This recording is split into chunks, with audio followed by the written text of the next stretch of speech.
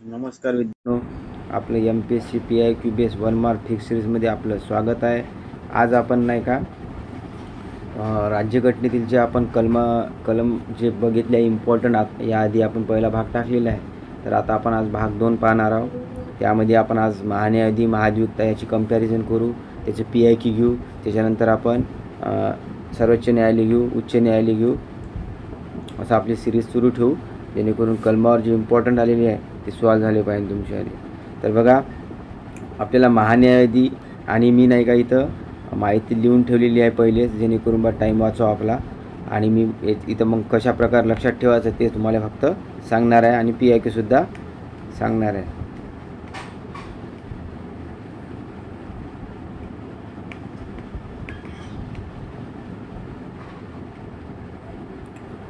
लक्षात ठेवा, आपल्याला नाही का महान्यायाधी आणि महाधिवक्ता कुठं असते माहीत आहे का? हे भारतासाठी असते, लक्षात ठेव जा। आणि राज्याचा महाधिवक्ता असते, हे तुम्हाला उल्लेख करणार आहे त्यांनी।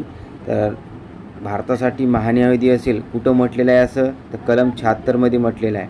आणि राज्यासाठी महाधिवक्ता असेल असं कुठं म्हटलेलं आहे, तर कलम 165 मध्ये आहे। असं तुम्ही हे तर कलम आपल्याला सोपे आहे, हे माहीत आहे आपल्याला, परंतु काही कंपॅरिझन करून कसे आणखी लक्षात ठेवायचे ते सांगतो।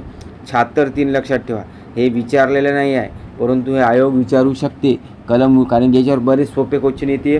परंतु जर आयोगाला जर तुम्हाला कन्फ्युजन करायचं असेल तर टाकी की कलम 76(3) नुसार भारतीय क्षेत्रातील सर्व न्यायालयामध्ये सुनावणीचा व ऐकून घेतले जाण्याचा आधार दिलेला आहे। म्हणजे इथं काय दिलं आहे, सर्व न्यायालयामध्ये नाही का सुनावणीचा आणि ऐकून घेतले जाण्याचा अधिकार दिला आहे, हे लक्षात ठेव जा 76(3). आणि इकडं काय राहील, राज्यामध्ये फक्त राज्याच्या सर्व क्षेत्रात न्यायालयामध्ये सुनावणीचा आणि ऐकून घेतलेला अधिकार असेल। म्हणजे उदाहरणार्थ महाराष्ट्राचा महाधिवक्ता असेल तर महाराष्ट्रातच फक्त असं हे 165(3) मध्ये दिलेलं आहे, हे तुम्ही लक्षात ठेवा। त्यानंतर बघा, यामध्ये जर तुम्ही 12+ केले, या 88 मध्ये किती झाले 88, आणि इकडे जर तुम्ही 12+ केले तर किती भेटते 177, बरोबर आहे। म्हणून हे लक्षात ठेवायला सोपं जाते। 12 जर प्लस केले आपण तर आपल्याला पुढचं कलम भेटते, आणि पुढचं कलमावर तर लागण तितके म्हणजे प्रश्न आलेले आहे। बघा, यामध्ये काय म्हटलेलं आहे, जे महान्यायाधी असते संसदेच्या दोन्ही सदनामध्ये, म्हणजे लोकसभा आणि राज्यसभा, त्यानंतर संयुक्त बैठकीत जे संसदेची होते, राज्याची तर संयुक्त बैठक होत नाही ना, त्यामुळे त्यानंतर बघा सदस्य असलेल्या समितीमध्ये, म्हणजे महान्यायाधी ज्या समितीमध्ये सदस्य असेल, म्हणजे इथं सदस्य असलेल्या आयोगाने इथं काय यूज केला होता माहिती आहे का, सदस्य नसलेल्या समितीमध्ये येतं। त्यामुळे लक्षात ठेवायचं, जे त्या समितीमध्ये सदस्य असेल तिथं काय करायचं, त्यांना बोलण्याचा आणि कामकाजात भाग घेण्याचा अधिकार आहे, बोलणे आणि कामकाजात भाग घेण्याचा अधिकार आहे। परंतु काय केलेलं आहे, मतदानाचा अधिकार नाही आहे, हे लक्षात ठेवा। मतदानाचा अधिकार नाही, फक्त बोलण्याचा कामकाजात भाग घेण्याचा अधिकार आहे। मतदानाचा का अधिकार नाही माहीत आहे का यांना, की बा हे सदस्य नसते ना संसदेचे, हे लक्षात ठेवजा, म्हणून नाही आहे। मंत्री असतात, कारण की मंत्री निवडून येतात ना, हे येत नाही, त्यामुळे हे मतदान करू शकत नाही। आणि इथं सुद्धा तेच तरतूद आहे, फक्त इथं काय आहे माहीत आहे का, संयुक्त बैठक नाही आहे, हे लक्षात ठेवायचं, बाकी कॉमन आहे। आणि संयुक्त बैठक फक्त संसदेत होत असते, आणि ते कलम किती 108 नुसार लक्षात ठेवा। आतापर्यंत 3 वेळा बैठक झाल्या, ज्यावेळेस प्रश्न आला पाहू आपण। पहिली बैठक झाली ती संयुक्त बैठक 1961ला हुंडाबंदी विधेयक संबंधी, हे 12+ केले, याच्यात तुम्हाला समजलेलं असेल, संसदेच्या दोन्ही सदनात संयुक्त बैठक आहे सदस्य असलेल्या समितीमध्ये, याच्या प्रश्न आल्यावर पाहू आपण। त्यानंतर बघा, जर तुम्ही याच्या 17+ केले तर किती भेटते आपल्याला 105, इथं जर तुम्ही 17+ केले तर किती भेटते 194। म्हणजे बघा 12-17 हे तुम्ही कंपॅरिझन करून लक्षात ठेवू शकता। त्यानंतर इथं लक्षात ठेव जा, जे महान्यायाधी असते भारतात ते संसदेचे सदस्य असतात का, नाही, कॅबिनेटचे सदस्य असतात का, नाही, हे विधान लक्षात ठेवायचं। परंतु इंग्लंडमध्ये नाही का असते, हे लक्षात ठेवा। जर तुम्हाला कंपॅरिझन करून जर इंग्लंड आणि भारताची तुलना केली तर तुम्हाला पाहिजे, कारण की आपल्या पुस्तकामध्ये दिलेलं आहे की इंग्लंडमध्ये बा कॅबिनेटचे सदस्य असतात किंवा संसदेचे सदस्य असतात, परंतु आपल्या इथं नसतात, हे लक्षात ठेवा फरक। त्यानंतर इथे 105 मध्ये संसद सदस्याप्रमाणे नाही का सर्व विशेषाधिकार व संरक्षण प्राप्त आहे, लक्षात ठेवा। इथं संसद सदस्याप्रमाणे सर्व विशेष अधिकार व संरक्षण प्राप्त आहे। इथं काय राहील, राज्य विधिमंडळाच्या सदस्याप्रमाणे सर्व विशेष अधिकार व संरक्षण प्राप्त आहे. हे कलम 105 मध्ये आहे. हे कलम कमी आहे परंतु पाठ पाहिजे, कारण की याच्यावर जास्त विचारण्यासाठी काहीच माहिती नाही आहे आणि आपल्याला प्रश्न सॉल्व होते. फक्त इथं लक्षात ठेवायचं, आपल्या इथं केंद्रीय कॅबिनेटचे सदस्य नसतात कोण, महान्यायाधी, पण इंग्लंडमध्ये असते. इथं राज्य कॅबिनेटचे सदस्य नसतात महाधिवक्ता, तर तिथं इंग्लंडमध्ये असते. हे फक्त एवढा फरक लक्षात ठेवा या कलमावर. आणि आणखी एक दोन गोष्टी सांगतो. महान्यायाधी जे असते याची पात्रता जी असते सर्वोच्च न्यायालयाच्या न्यायाधीश समान असते आणि महाधिवक्ताची उच्च न्यायालयाच्या न्यायाधीशप्रमाणे. पात्रता पाहून घ्या तुम्ही. आणि काही डाऊट आहे बघा, काही अपवाद आहे. सरकारचे पूर्णवेळ वकील नसतात हे महान्यायाधी, लक्षात ठेवा. त्यानंतर हे सरकारी सेवक या गटात मोडत नाही. आणि तिसरा फरक म्हणजे खाजगी वकिली करू शकते जर दुसरा पक्ष केंद्र किंवा राज्य नसेल तर. आणि यांचा जे पगार यांचा पदाचा जे कार्यकाळ आहे, पदावरून दूर करण्याची पद्धत आहे व जे पगार भत्ते आहे यासंबंधी घटनेत कोणतीच तरतूद दिलेली नाही आहे. आणि महान्यायाधी पद जे असते ते राष्ट्रपतीच्या मर्जीवर अवलंबून असते, तर महाधिवक्ता राज्यपालाचे. इतका डिफरंट लक्षात ठेवा फास्टमध्ये. आणि आता काय करू आपण माहीत आहे का, याचे जे PIQ आहे ते पाहू आणि जेणेकरून तुम्हाला ते समजणार की काय महत्त्वाचं आहे. चला तर पहिला प्रश्न बघा तुमच्या स्क्रीनवर. राज्यसेवा मुख्य परीक्षा 2024 आलेला आहे. की पहिलं विधान बघा, भारतीय संविधानाच्या अनुच्छेद 76 मध्ये अटॉर्नी जनरलची नियुक्तीबाबत तरतूद आहे. तर हे विधान बरोबर आहे, कारण की आपण 76 मध्ये काय म्हटलेलं आहे, महान्यायाधी. महान्यायाधीलाच आपण अटॉर्नी जनरल ऑफ इंडिया म्हणतो. हे लक्षात ठेवजा. आणि कलम 76 मध्ये दिलेलं आहे विधान बरोबर आहे. त्यानंतर बघा सेकंड सेंटेन्स होतं, अटॉर्नी जनरलला भारतीय सीमा क्षेत्रातील सर्व न्यायालयामध्ये ऐकून घेण्याचा अधिकार प्राप्त आहे. बघा हे जे आपण आत्ता पाहिलं ना, हे भारतीय क्षेत्रामध्ये सर्व न्यायालयामध्ये सुनावणीचा ऐकून घेण्याचा अधिकार यांनी कलम नाही विचारले याच्यात, परंतु बाकी सेंटेन्स तेच ठेवलं. परंतु आपण नवीन काय करायचं, इथं 76(3) आहे लक्षात ठेवायचं आणि इकडं 165(3) आहे. म्हणजे जर आपण पुन्हा जर विचारलं तर आपल्याला आलं पाहिजे ना. आणि सहज असं जर विचारलं तर येणारच आहे आपल्याला, परंतु आपल्याला काही जर त्यांनी चेंज केलं कलमात तर आलं पाहिजे. त्यानंतर बघा तिसरं सेंटेन्स, कलम 88 नुसार अटॉर्नी जनरलला संसदेच्या कोणत्याही सभागृहात बोलण्याचा अधिकार आहे परंतु मतदानाचा अधिकार प्राप्त नाही. आहे का बरोबर. बघा इथं संसदेच्या दोन्ही सदनामध्ये किंवा संयुक्त बैठकीत सदस्य असल्या समितीमध्ये बोलण्याचा, कामकाजात भाग घेण्याचा अधिकार आहे पण मताधिकार नाही. हे विधान बरोबर आहे. एक म्हणजे सर्व सेंटेन्स बरोबर आहे. कलम ते येणार आहे आणि पुन्हा रिपीट येईन, लक्षात ठेवा. त्यानंतर बघा नेक्स्ट क्वेश्चन,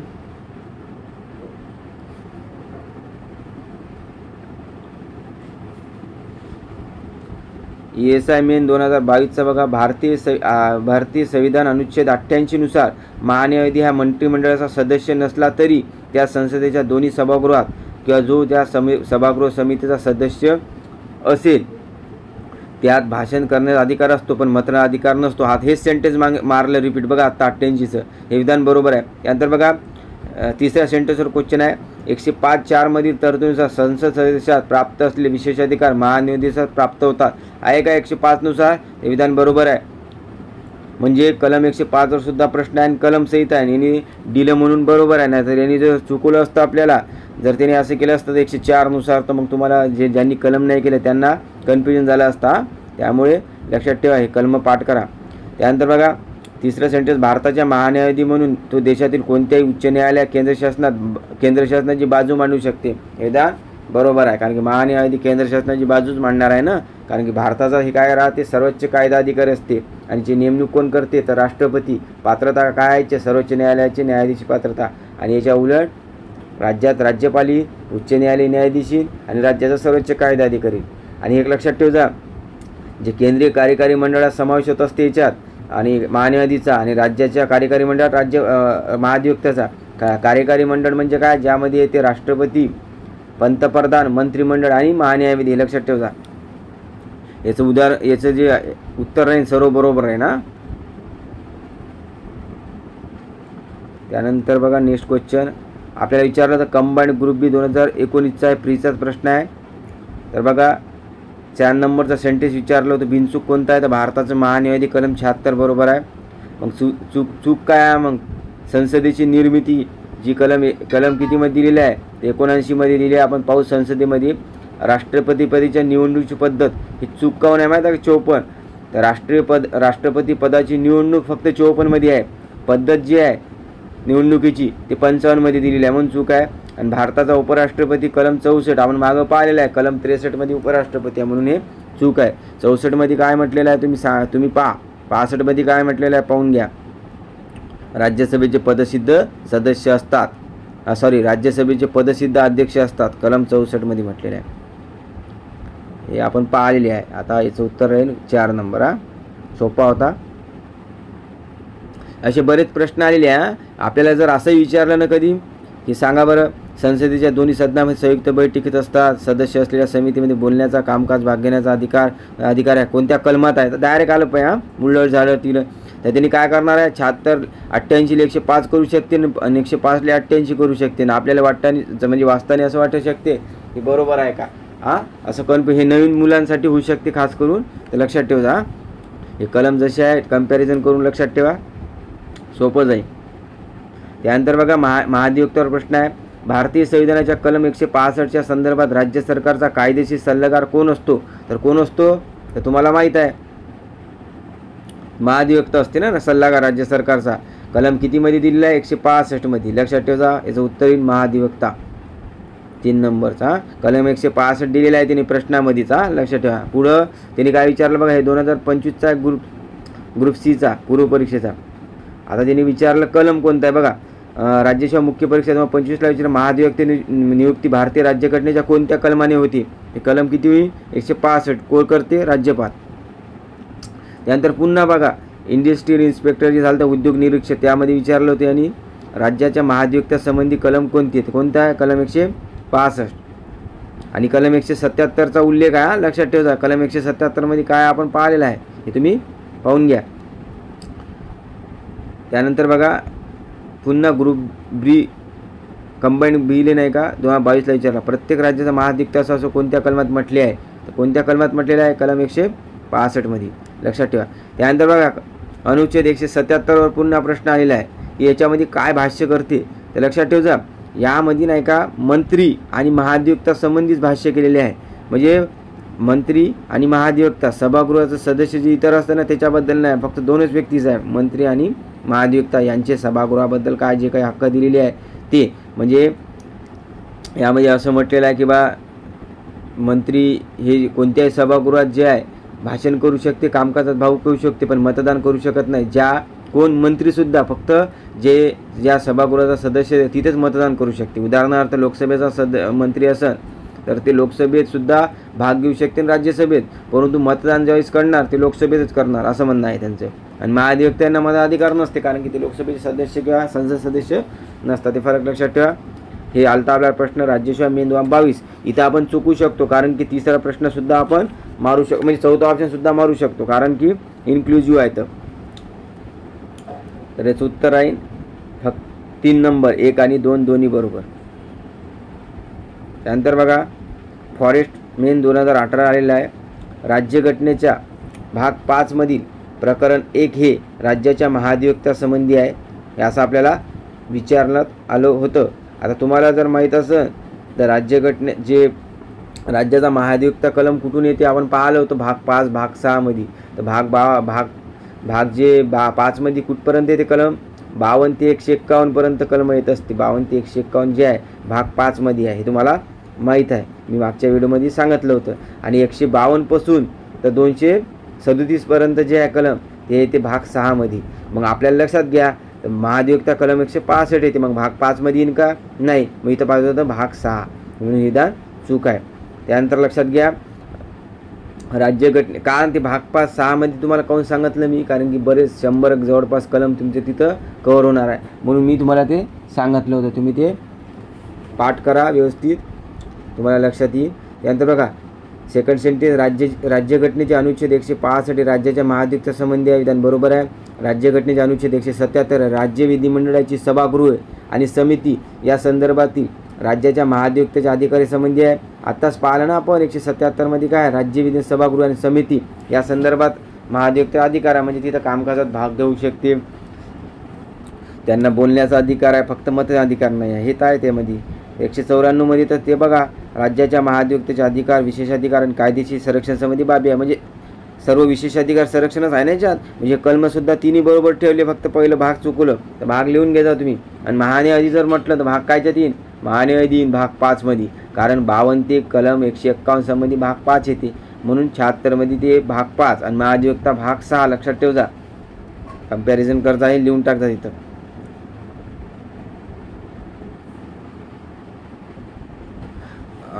आणखी 2 कलम आहे पाहून घ्या इथं, म्हणजे तुम्हाला इथं लक्षात राहू शकते ते कंपॅरिझन करू म्हणून मी सांगत आहे. ते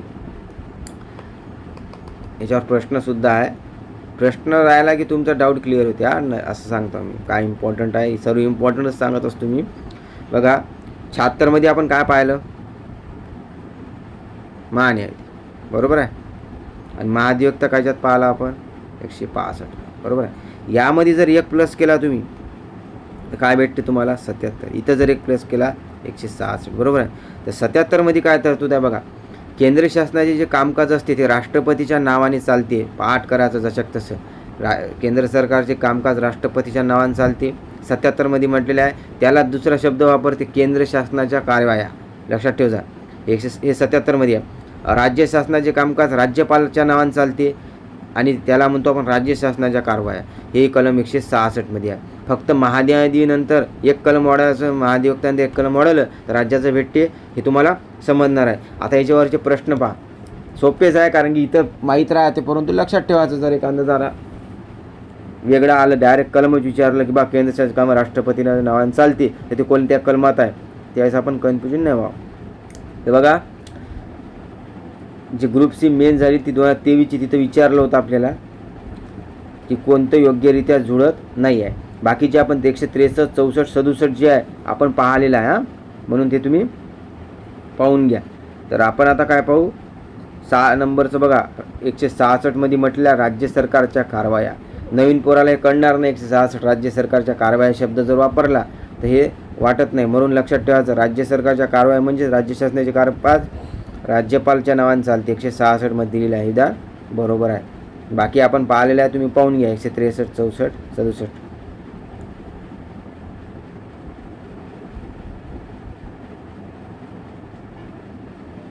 इथं काय चुकीचं आहे माहीत आहे का, 163, कारण की मुख्यमंत्र्याचा शपथविधी जे आहे 164 मध्ये आहे, म्हणून 163 चूक आहे, लक्षात ठेवा.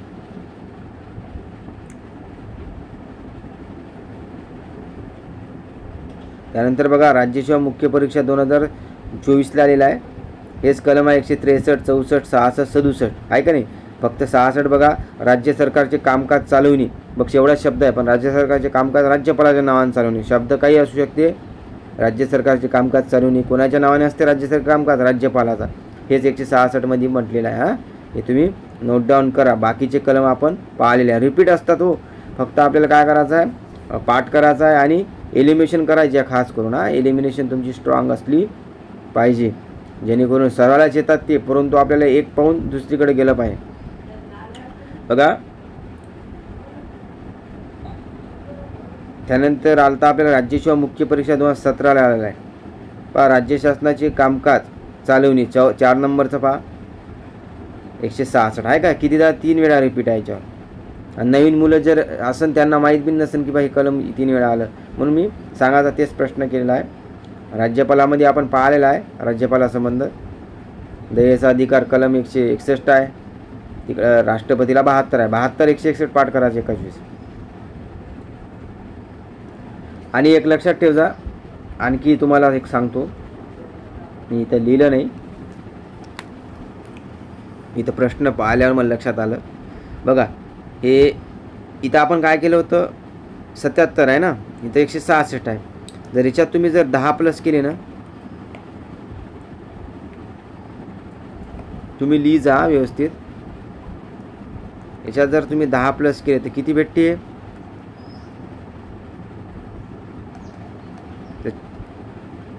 87. या 87 मध्ये काय म्हटलेलं माहिती का, राष्ट्रपतीचे विशेष अभिभाषण.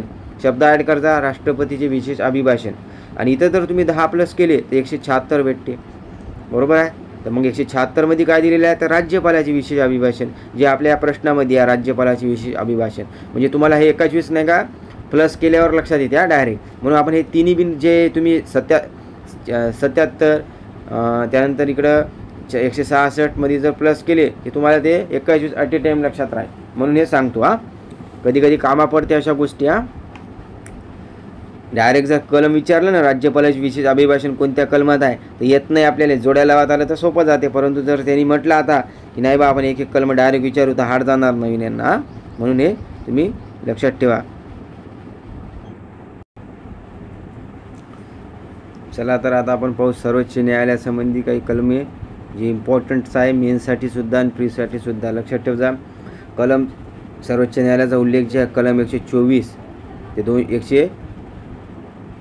147 मध्ये आहे. लक्षात ठेवा कलम 124 147 भाग 5 प्रकरण 4 हे लक्षात ठेवा. हे नाही का तुम्ही एकत्र लिहिजा, मी सांगतो. उच्च न्यायालय आपण नंतर घेऊ. इथं लिहायचं कलम.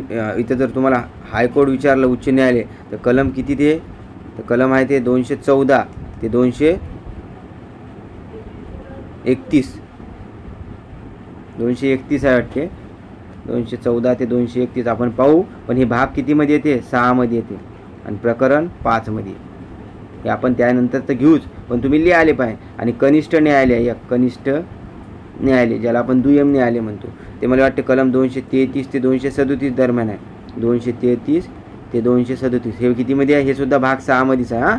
भाग 6 प्रकरण 6 प्रकरण वाढते फक्त. इथं हे प्रकरण 5 आहे. लक्षात ठेवा. उच्च न्यायालयाचं काय भाग 6 हे दोघांचं कॉमन आहे, भाग 6. पण प्रकरण काय 5, इथं काय 6. हे 4 5 6 प्रकरण आहे, चेंज होते. एका जागी लिहायचं, त्यावेळेस आपण डिटेल पाहू तेव्हा घेऊचे. आता फक्त इतकंच लक्षात ठेवा. आता आपण काय पाहू, जे कलमावर प्रश्न आहे ते पाहू. बघा कलम 124 आहे. कलम 124 नुसार सर्वोच्च न्यायालयाची संघटना व रचना याबद्दल तरतूद केलेली आहे. सर्वोच्च न्यायालय असेल काय असेल त्यामध्ये एकूण 7 उपकलम आहे. हे तुम्ही आता आपण पाहूच. कलम 124 मध्ये 7 उपकलम कोणती आहे बघा.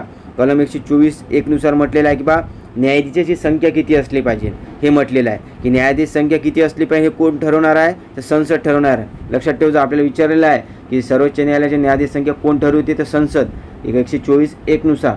आणि उच्च न्यायालयाची न्यायाधीश संख्या कोण ठरवते, तर राष्ट्रपती. हे लक्षात ठेवा फरक यामधला. हे याच्यावर सुद्धा प्रश्न आलेला आहे. हे दोघं असं कंपॅरिझन करूनच लक्षात ठेवायचं. त्यानंतर लक्षात घ्या जे यामध्ये एक मुख्य न्यायाधीश असते, बरोबर आहे. आणि अन्य न्यायाधीश किती असते यामध्ये,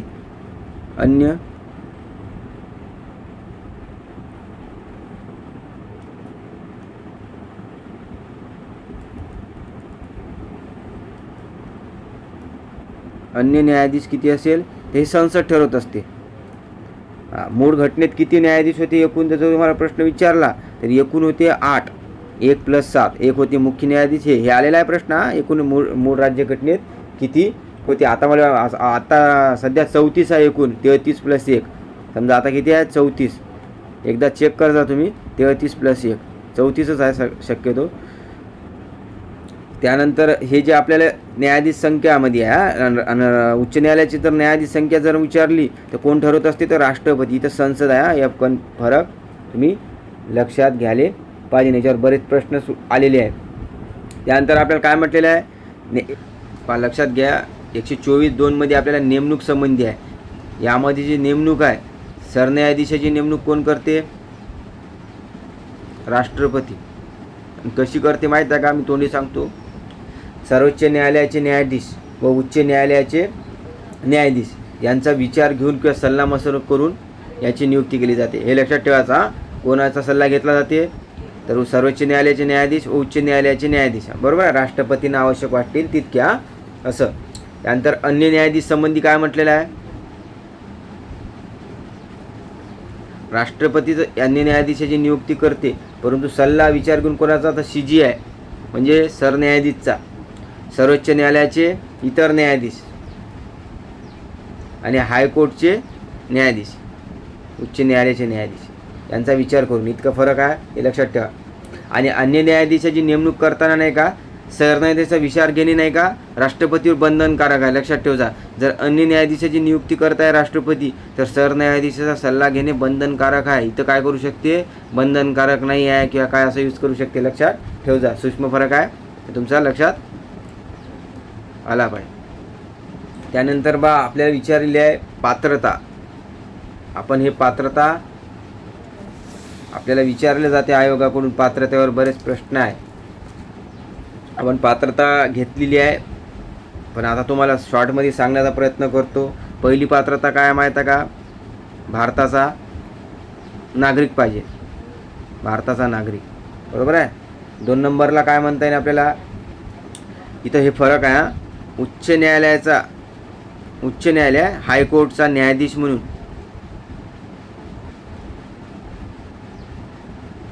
5 वर्षाचा अनुभव पाहिजे, लक्षात ठेवा. त्यानंतर अधिवक्ता, उच्च न्यायालयाचा अधिवक्ता किंवा वकील म्हणून 10 वर्षाचा अनुभव पाहिजे. आणि चौथी गोष्ट ॲड कोणती आहे माहीत आहे का? राष्ट्रपतीच्या मते नाही का निष्णात कायदेपंडित, हे 4 कायदेपंडित असला पाहिजे. हे सर्वोच्च न्यायालयाची पात्रता आहे. कलम किती? 124(3) नुसार पात्रतेवर खूपदा प्रश्न आलेले आहे, पण कलम सहित नाही आलेला आहे. तुम्हाला असं विचारू शकते की कलम 124(4) नुसार नाही का सर्वोच्च पात्रता आहे, तर तुम्ही चुकू शकता. मग हे तुम्ही लक्षात घ्या, कारण की याच्यावर बरेच क्वेश्चन रिपीट आहे. परंतु जर त्यांनी कलम धरून जर विचारला तर बरेच जण तिथे चुकू शकते, लक्षात घ्या. इथं पात्रता बघा, भारताचा नागरिक पाहिजे, उच्च न्यायालयाचा न्यायाधीश म्हणून 5 वर्षाचा अनुभव पाहिजे, त्यानंतर वकील म्हणून 10 वर्षाचा आणि निष्णात कायदेपंडित. आणि उच्च न्यायालयासंबंधी फरक काय माहीत आहे का? हे भारताचा नागरिक उच्च न्यायालयात तिथं पाहिजे, हे उच्च न्यायालयाचा जे न्यायाधीश आहे तिथं 10 वर्ष आहे उच्च न्यायालयात, हे फरक लक्षात ठेवा. त्यानंतर अधिवक्ता तिथंसुद्धा 10 वर्ष आहे, हे लक्षात ठेवा. फक्त तिथं हे तरतूद नाही कोणती, निष्णात कायदेपंडित. निष्णात कायदेपंडितचा फरक आहे आणि 5 वर्षाचा की 10 वर्षात फरक आहे, बस इतका आहे तिथं. कुठं? आपल्या उच्च न्यायालयाच्या न्यायाधीश संबंधी. आणि एक लक्षात ठेवायचं, उच्च न्यायालय असो की सुप्रीम कोर्ट असो, याच्या जजसाठी नाही का किमान वयाची पात्रता देण्यात आलेली नाही आहे. म्हणजे किमान वय किती असलं पाहिजे हे सांगण्यात आलेलं नाही आहे, हे तुम्ही लक्षात घ्या. जसं आपण म्हणतो ना की बा राष्ट्रपतीसाठी किमान वय किती आहे, 35 वर्ष पाहिजे, तसं यांचं आहे. याचं मॅक्झिमम वय दिलेलं आहे. जसं यांचं 65 वर्ष आहे उच्च न्यायालय, सर्वोच्च न्यायालयाचं, इकडे 62 वर्ष आहे, लक्षात ठेवा उच्च न्यायालय. त्यानंतर बघा 124(4) नुसार काय दिलेलं आहे, तर पदावरून दूर कसं केलं जाते हे यामध्ये मेन्शन केलेलं आहे. तर 124(4) मध्ये बरेच प्रश्न आलेले आहे, तर लक्षात ठेवा. 124(4) मध्ये म्हटलेलं आहे की राष्ट्रपतीच्या आदेशाने नाही का यांना पदावरून दूर केले जाते. आणि ते कोणते कारण आहे, फार महत्त्वाचे याच्यावर प्रश्न आहे. गैरवर्तन एक कारण आहे, दुसरं अकार्यक्षमता,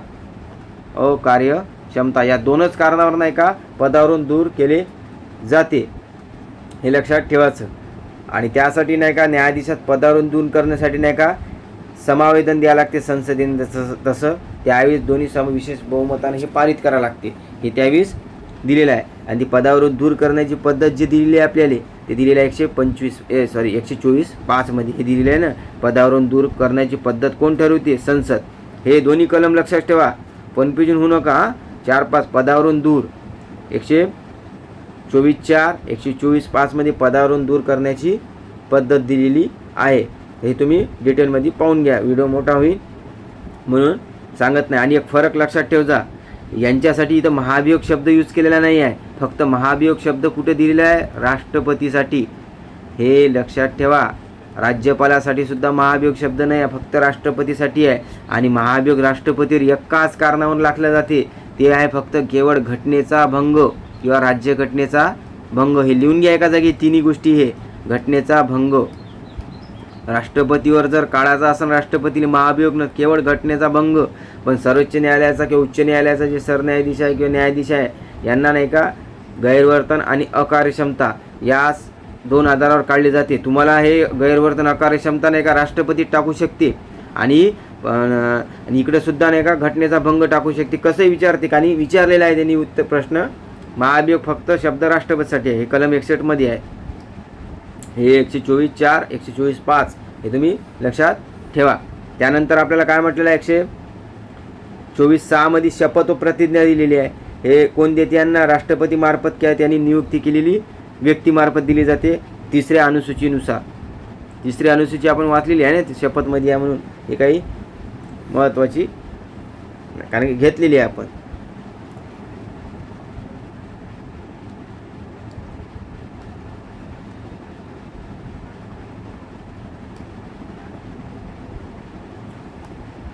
त्यानंतर महत्त्वाचं आहे काय माहिती आहे का, निवृत्तीनंतर वकिलीवर बंदी, हे 124 त्याच्यावर सुद्धा प्रश्न आहे. सर्वोच्च न्यायालयाच्या न्यायाधीशाला नाही का निवृत्तीनंतर वकिलीस बंदी आहे सर्व न्यायालयामध्ये, हे लक्षात ठेवा. 124(7) मध्ये दिलेलं आहे. कलमावर विचारलं नाही, डायरेक्ट विचारला आहे, पण आपण करायचं एक स्टेप समोर जायचं. 124(7) मध्ये दिलेलं आहे. आणि उच्च न्यायालयात लक्षात ठेवा कलम 220 मध्ये आहे, हे ब्रॅकेटमध्ये लिहिजा. उच्च न्यायालयासंबंधी निवृत्तीनंतर वकिलीस बंदी आहे, परंतु एक अपवाद आहे दोघात.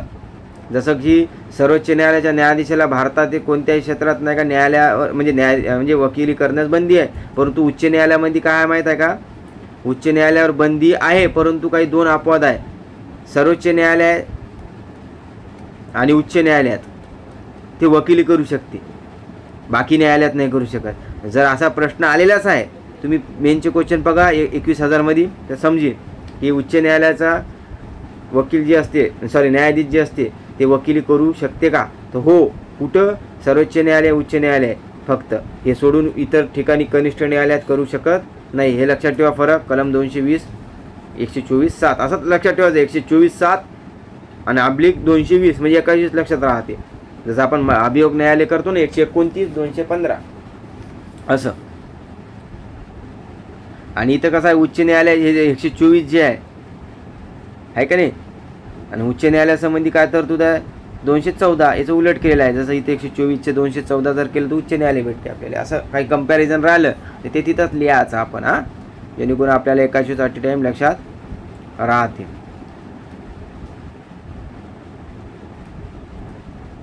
त्यानंतर बघा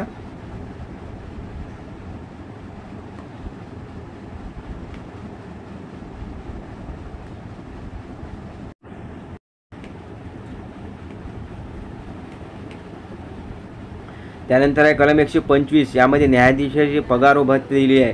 पगार व भत्ते कोण ठरवत असते, तर संसद ठरवत असते. आणि नुकसानकारक यांच्या कार्यकालात बदल केला जात नाही. यामध्ये लक्षात ठेवायचा, हे आलेला आहे प्रश्न.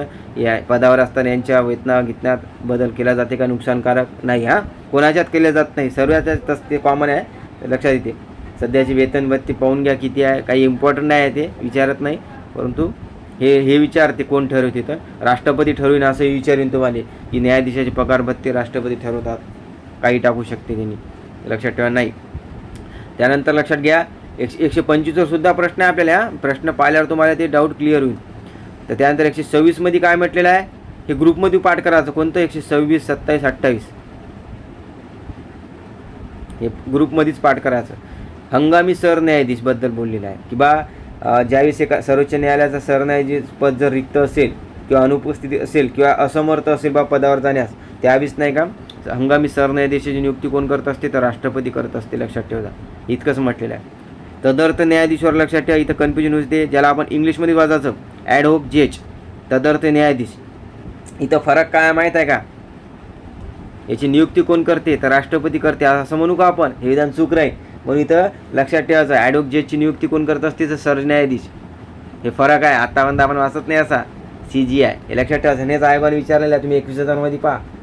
तदर्थ न्यायाधीश नियुक्ती कलम 127 मध्ये आहे. कोण करते, तर CGI, पण राष्ट्रपतीच्या पूर्वसहमतीने. हे दोन्ही गोष्टी लक्षात ठेवा. कासाठी केली जाते माहीत आहे का, ज्यावेळी सर्वोच्च न्यायाधीशाचे नाही का एखादं सत्र किंवा बैठक भरवण्यासाठी जर आवश्यक घनसंख्या नसेल, तर त्यावेळेस नाही का हे करू शकते. आणि यामध्ये काय म्हटलेलं आहे माहीत आहे का, कोण करते, सरन्यायाधीश राष्ट्रपतीच्या पूर्वसहमतीने. आणि एक नाही का आणखी म्हटलेलं आहे की बा संबंधित जे हायकोर्टाचा न्यायाधीश असते, मुख्य न्यायाधीश, समजा मुंबई उच्च न्यायालयाचा न्यायाधीश आहे उदाहरणार्थ, तर ते मुंबई हायकोर्टचा मुख्य न्यायाधीश जे राहील त्याचासुद्धा विचार घेईन. हां, लक्षात ठेवायचं. 3 गोष्टी महत्त्वाच्या आहेत. सरन्यायाधीश नियुक्ती करते राष्ट्रपतीच्या पूर्वसहमतीने, आणि संबंधित जे हायकोर्टाचा मुख्य न्यायाधीश असेल त्याचा विचार घेऊन एखाद्या न्यायाधीशाची नियुक्ती करते. हे लक्षात ठेवा. आणि यांचं कर्तव्य काय असते माहीत आहे का, या तदर्थ न्यायाधीशाचं, की बा त्यांनी नाही का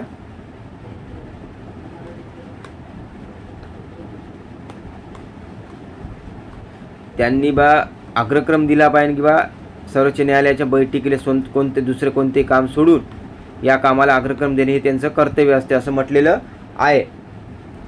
आणि ज्यावेळेस जे तदर्थ न्यायाधीश सर्वोच्च न्यायालयाचे न्यायाधीश म्हणून जेव्हा काम करते त्यावेळेस त्याला सर्वोच्च न्यायाधीशात सर्व अधिकार आणि विशेष अधिकार सर्व प्राप्त होतात. इतकं लक्षात ठेवा. याच्यावर प्रश्न आलेला आहे नियुक्तीवर कोण करते म्हणून. त्यानंतर निवृत्त न्यायाधीश लक्षात ठेवा. निवृत्त न्यायाधीशाची नियुक्ती कोण करत असते हे तुम्हाला जर विचारलं तर याची सुद्धा नियुक्ती कोण करते तर CGI करत असते. लक्षात ठेवा CGI राष्ट्रपतीच्या पूर्वसंमतीने सेवानिवृत्तचे केले जाते. कारण की ज्यावेळेस हे कोण करते तर CGI करते. CGI यावेळेस सुद्धा नाही का कोणाचा विचार घेतला जाते याच्यावर प्रश्न विचारला नाही आपल्याला.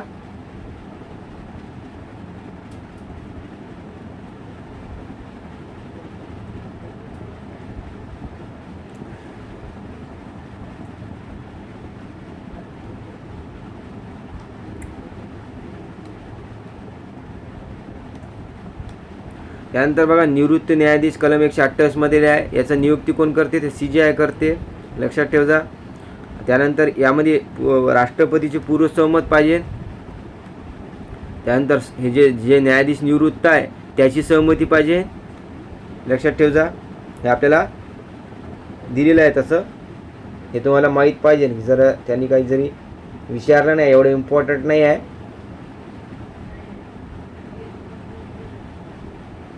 आणि काय म्हटलेलं आहे यांचे जे याची वेतन भत्ते कोण ठरवते तर हे राष्ट्रपती ठरवत असते यांची वेतन भत्ते निवृत्तवाल्याची. हे लक्षात ठेवा.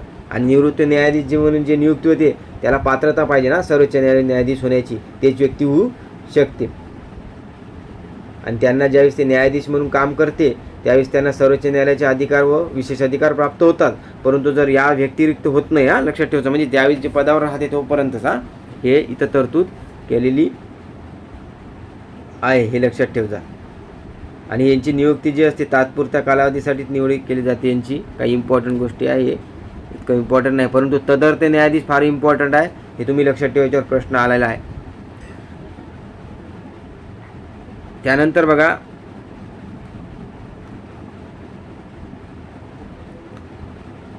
आपल्याला नाही का अभिलेख न्यायालयावर प्रश्न आहे. मी डिटेलच चाललो पगावर म्हणजे तुमचे जे बाकीचे डाऊटसुद्धा नाही का क्लिअर होईना हे तुम्हाला लक्षात येत आहे. अभिलेख न्यायालयामध्ये म्हटलेलं आहे की कलम 129 मध्ये उल्लेख आहे सर्वोच्च न्यायालय 215 उच्च न्यायालयात. हे लक्षात ठेवा. अभिलेख न्यायालय म्हणजे काय यामध्ये दोन गोष्टी येत असते. एक म्हणजे काय सर्वोच्च न्यायालय जे असते त्यांचे जे काही निर्णय दिले जाते किंवा जे आदेश दिले जाते किंवा निर्णय दिले जाते ना खटल्यावरचे ते जे रेकॉर्ड करून ठेवले जाते म्हणून त्याला अभिलेख न्यायालय म्हणतोय किंवा जतन.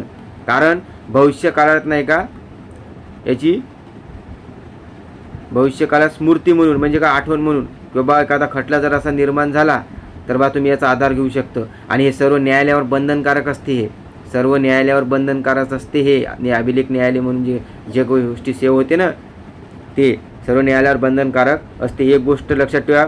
दुसरी गोष्ट काय म्हटलेली आहे न्यायालयाचा अवमान. सर्वोच्च न्यायालयाचा अवमानाबद्दल नाही का तरतूद दिलेली आहे यामध्ये.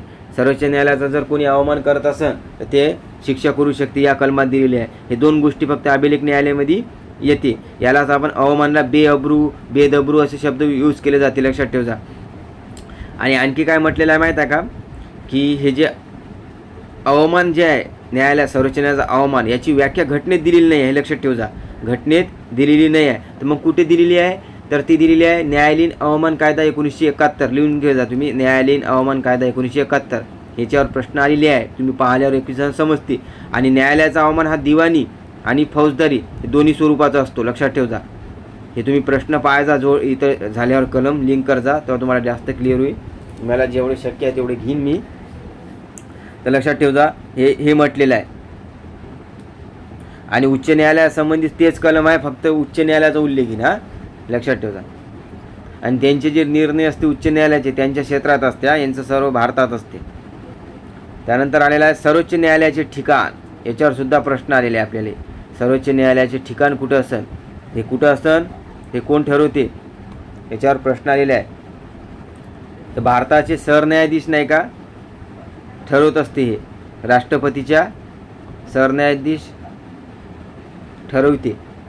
कोणाच्या मान्यतेने तर राष्ट्रपतीच्या मान्यतेने किंवा राष्ट्रपतीच्या. हे लक्षात ठेवा राष्ट्रपतीच्या मान्यतेने किंवा अनुमोदने, याला अनुमोदन शब्द येते हा, अनुमोदन म्हटलं तर राष्ट्रपतीचं, पण ठरवते कोण? राष्ट्रपती. हे लक्षात ठेवा. इतर दिल्लीत आहे ना सध्या, पण हे सोडून इतर ठिकाणी सुद्धा करू शकते बैठका.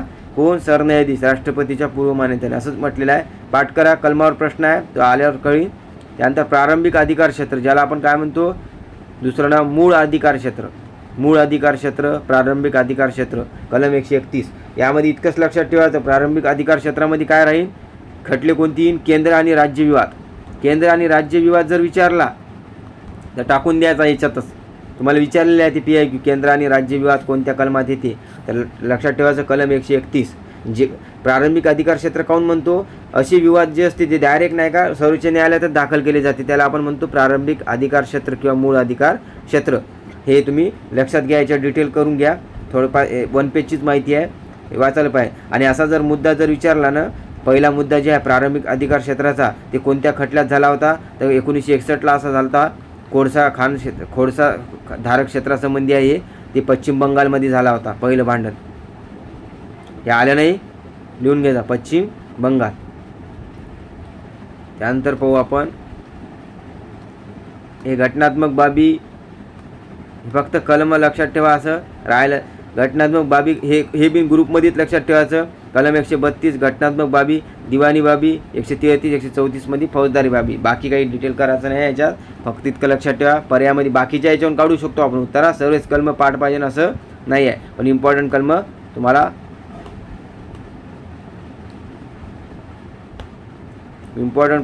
पाठ पाहिजे ना. त्यानंतर बघा फेडरल कोर्टाचे अधिकार क्षेत्र असते, हे लक्षात ठेवा. सर्वोच्च न्यायालयाला फेडरल कोर्टाचे अधिकार क्षेत्र आहे, हे कलम 135 मधले म्हटलेलं आहे. पाठ करा किंवा लक्षात ठेवा, कारण की फेडरल कोर्टाचे अधिकार क्षेत्र आहे 1935च्या कायद्यानुसार 1937 ते 50 मध्ये फेडरल कोर्टच्या जागीच सर्वोच्च न्यायालय होतं, माहीत आहे ना आपल्याला, त्या लक्षात ठेवा. आणि सुरुवातीला जे सर्वोच्च न्यायालयाचं स्थान होतं ना, कुठं होतं माहीत आहे का? संसदेच्या चेंबर ऑफ प्रिन्सेसमध्ये होतं. संसदेच्या, हे प्रश्न आलेला आहे, तुम्ही प्रश्न पाहायचा, चेंबर ऑफ प्रिन्सेसमध्ये होतं सर्वोच्च न्यायालय. पहिले संसदेत होतं. कुठपर्यंत होतं? 1958 पर्यंत. 1958 पासून आता दिल्लीत आहे, हे लक्षात ठेवा. याच्यावर प्रश्न आलेला आहे, 56 दिलं होतं वाटते त्यांनी, म्हणून लक्षात ठेवायचा. 1958 पासून सध्याच्या जे ठिकाणी आहे. आणि फेडरल कोर्टची स्थापना झाली 1935च्या कायद्यानुसार 1937ला. आणि सर्वोच्च न्यायालयाची स्थापना झाली 26 जानेवारी 1950. आणि यांनी कार्य सुरू केलं होतं 28 जानेवारी 1950. हे लक्षात ठेवा एवढं. त्यानंतर बघा आपल्याला त्यानंतरचा कलम आहे विशेष अनुज्ञा अपील, कलम 136. याच्यावर प्रश्न बरेच आलेले आहे, लक्षात ठेवा. विशेष अनुज्ञा अपील, याला आपण इंग्लिशमध्ये काय म्हणतो? Appeal by special leave. Appeal by special leave.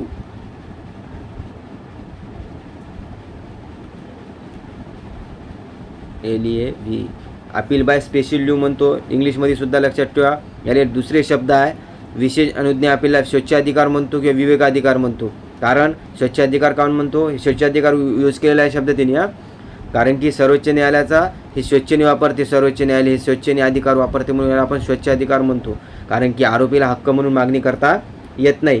आणि हे भारताच्या नाही का लष्करी न्यायालय आणि कोर्ट मार्शल न्यायालय, लष्करी न्यायालय आणि कोर्ट मार्शल जे न्यायालय असते ना, याला लागू नाही आहे, हे लक्षात ठेवा.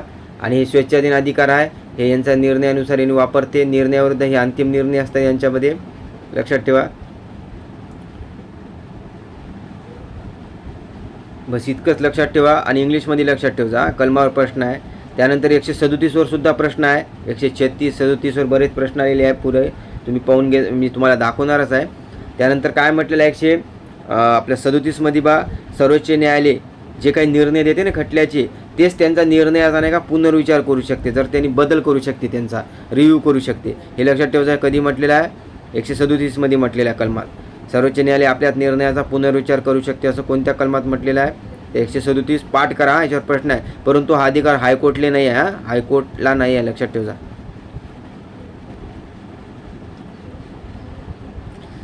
त्यानंतर पाहू आपण 139 कलम. बऱ्याच जणांना 139 कलम माहीत सुद्धा नसन, परंतु आहे. कारण की आहे का माहीत नाही मला. रिट्स प्राधिलेख देण्याचे अधिकार आहे सर्वोच्च न्यायालयाचे. आपण कलम 32मध्ये वाचतो रिट आणि कलम 226. कलम 32मध्ये म्हटलेलं आहे सर्वोच्च न्यायालयाला रिट काढण्याचा अधिकार आहे आणि मूलभूत हक्कात वाचतो.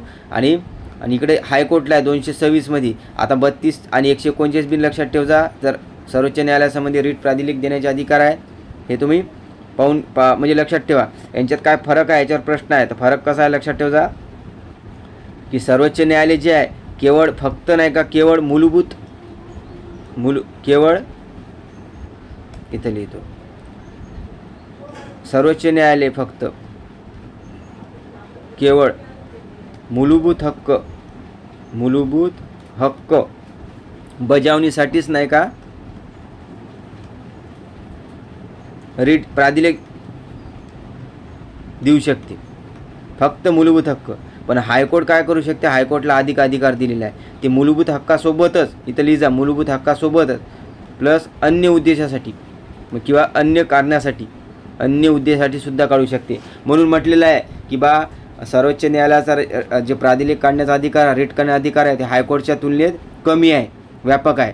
परंतु उच्च न्यायालयाचा अधिक व्यापक आहे. याच्यावर प्रश्न आलेला आहे, हे तुम्ही लक्षात ठेवा कम्पॅरिझन करून. कारण की याच्यावर बरेच प्रश्न आलेले आहे आणि इथं आपण चुकू शकतो जर आपल्याला माहीत नसलं. कारण की आपण इथं काय केलेलं आहे उच्च न्यायालयाला जास्त अधिकार दिलेले आहे हायकोर्टच्या सर्वोच्च न्यायालयाच्या तुलनेत. म्हणून हे तुम्ही लक्षात घ्या.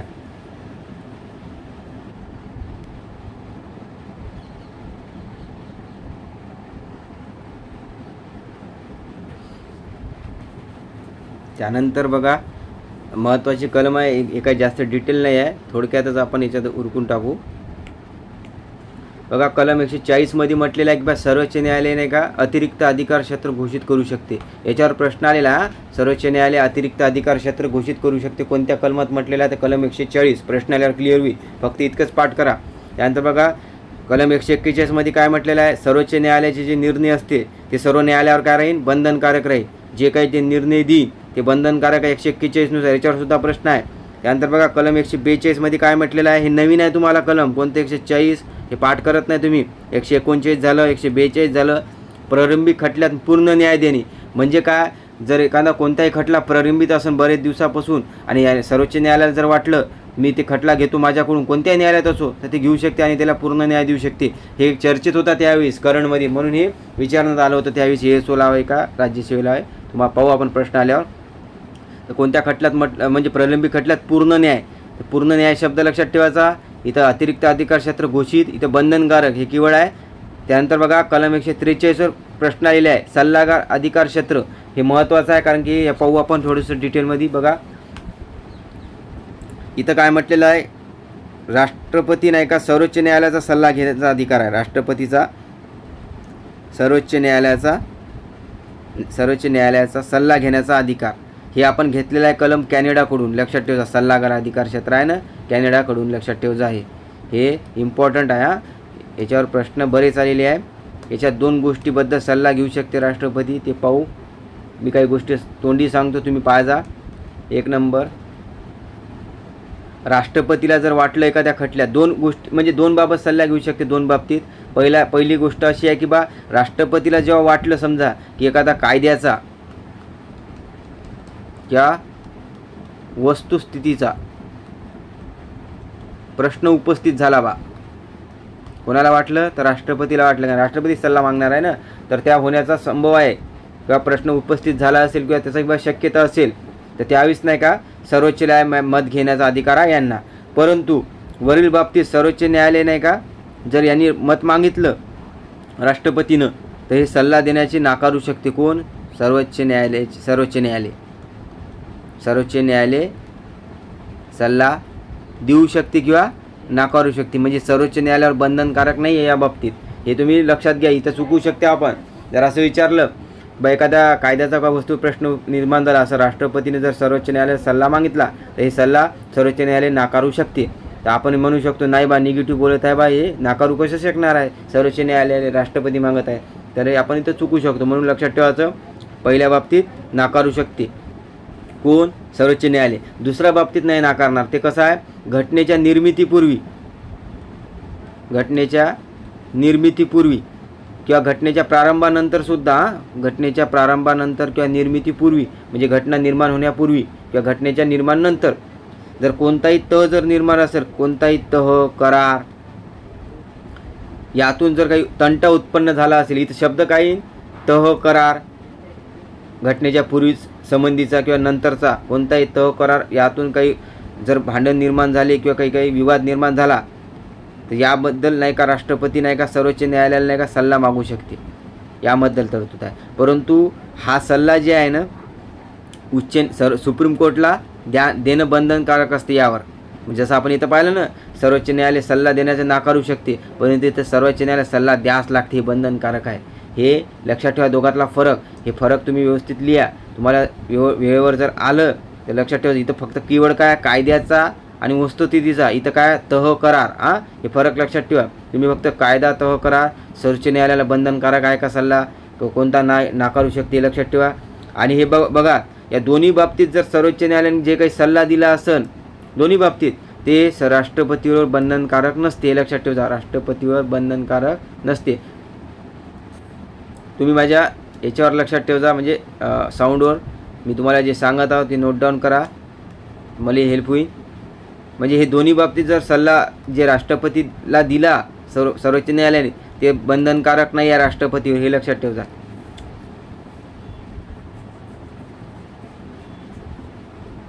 आता आपण काय पाहू, 144. हे फक्त पाठ करायचं आपल्याला. 144. सर्व मुलकी आणि सर्व न्यायाधिक प्राधिकारी जे असते सर्वोच्च न्यायालयाला मदत करते. याच्यावर प्रश्न आले नाही आहे आणि येणार नाही असं वाटते, परंतु लक्षात ठेवायचं दिलेलं आहे. सर्व हे आलेलंच नाही आहे. 1-2च कलम आहे अशी की ज्याच्यावर प्रश्न विचारा नाही आयोगाने. सर्वोच्च न्यायालयाच्या न्यायाधीशावरचे PIQ पाहू, जेणेकरून प्रश्न कसा म्हणजे कलम किती इम्पॉर्टंट आहे, महत्त्वाचं ठरते. तर बघा, जोड्याला विचारलं होतं सर्वोच्च न्यायालयाची दिवाणी प्रक्रियेसंबंधी अपील. आपण दिवाणी बघितलेला आहे, 133 मध्ये दिलेला आहे, हे तुम्हाला माहीत आहे. कलम 133 दिवाणी. हे एकच ग्रुप करायचा, घटनात्मक, दिवाणी आणि फौजदारी. तर फौजदारीसुद्धा प्रश्न आहे बघा. विशेष अनुज्ञा अपील दिलेली आहे, स्पेशल लीव जे आहे विशेष 136, त्याला आपण स्वच्छाधिकार विभागाधिकार म्हणतो, पाठ करा. त्यानंतर बघा, फौजदारी जी आहे प्रक्रिया ती 134 मध्ये दिलेली आहे, हे सुद्धा लक्षात ठेवा. आणि सर्वोच्च न्यायालयाचे मूळ अधिकार क्षेत्र जे आहे, ज्याला आपण काय म्हणतो प्रारंभिक अधिकार क्षेत्र, यालाच मूळ म्हणतो. मूळ लक्षात ठेवा. 131 यामध्ये काय आहे, ते केंद्र आणि राज्यासंबंधी विवाद येते असते, हे लक्षात ठेवा. याच्यावर सुद्धा प्रश्न आहे. हे जोडा, काही कलम तर आपल्याला पाठच पाहिजे ना. विशेष अनुज्ञा, आदेशाचे पुनर्विचार हे. त्यानंतर बघा, फॉरेस्टमॅन 2000. आता पाहू आपण त्यानंतरचा क्वेश्चन. बघा, आपल्याला आलता फॉरेस्टमॅन 2023ला जोड्या लावातच विचारला होता, सोपा होता. कलम 124 मध्ये काय दिलेलं आहे, सर्वोच्च न्यायालयाची स्थापना आहे का नाही, कलम 124 तर माहीत आहे आपल्याला. त्यानंतर बघा, 126 मध्ये काय दिलेलं आहे, हंगामी सरन्यायाधीश. इथं काय, प्रभारी मुख्य न्यायाधीशाची नियुक्ती आहे का नाही, त्याचीच नियुक्ती करतो ना आपण, ते लक्षात ठेवा. त्यानंतर बघा, 129 आलेला आहे. 129 माहीत आहे का, अभिलेख न्यायालय कितीदा रिपीट आहे, 129 सर्वोच्च न्यायालय, 215 उच्च न्यायालय, दोन्ही एकाच. लक्षात ठेवा, दोन गोष्टी येतात यामध्ये, आपण पाहिलेलं आहे. त्यानंतर सर्वोच्च न्यायालय, अभिलेख न्यायालय. आणि कलम 131 आताच पाहिलेलं आहे, सर्वोच्च न्यायालयाचे प्रारंभिक अधिकार क्षेत्र किंवा मूळ अधिकार क्षेत्र, हे तुम्ही लक्षात घ्या.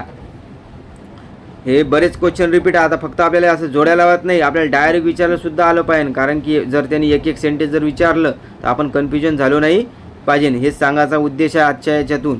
तर लक्षात घ्या. आणखी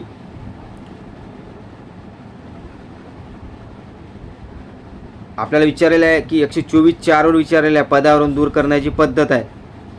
तर भारतीय राज्यघटनेच्या अनुच्छेद 124(4) नुसार सर्वोच्च न्यायालयाच्या अथवा उच्च न्यायालयाच्या न्यायाधीशास पदावरून दूर करण्यासाठी कोणती कारणे असू शकतात. आपण इथं पाहिलेलं आहे की गैरवर्तन आणि अकार्यक्षमता कारण राष्ट्रपतीच्या म्हणजे सर्वोच्च न्यायालय उच्च न्यायाधीश संबंधी आहे, परंतु घटनेचा भंग फक्त राष्ट्रपतीसाठी आहे, जे महाभियोग आहे. इतका फरक लक्षात घ्या. आणि पर्यायामध्ये बघा, घटना भंग सुद्धा होता, केवळ आणि सिद्ध झालेले गैरवर्तन आणि अकार्यक्षमता बड, म्हणजे दोन्ही ऑप्शन आहे. म्हणून लक्षात ठेवा, घटना भंग जर आला तर फक्त राष्ट्रपती आहे आणि त्याच्यावर महाभियोग उल्लेख राहील.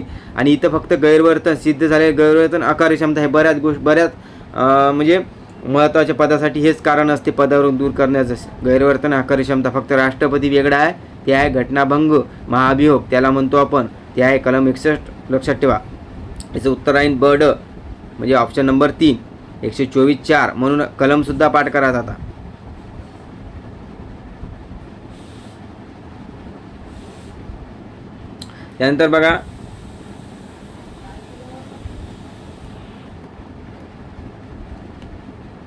त्यानंतर बघा आपल्याला विचारलेलं आहे खालीलपैकी कोणते कलम सर्वोच्च न्यायालयाला भारतातील कोणत्याही न्यायाधिकरणाने दिलेल्या कोणत्याही निर्णयावर किंवा आदेशावर विशेष विनंती अपील दाखल करू शकते.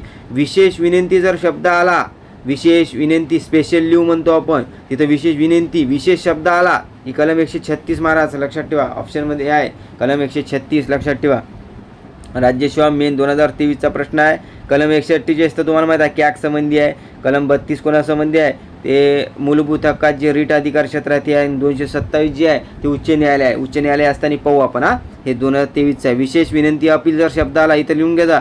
हे इथं आपण विशेष अनुज्ञा अपील, अनुज्ञा म्हणजे विनंती करणे म्हणतो आपण, त्याला इंग्लिशमध्ये स्पेशल लीव म्हणतो आपण. नाही कळलं तर इंग्लिश लक्षात ठेवायचं, अपील बाय स्पेशल लीव असं म्हटलं जाते. 136.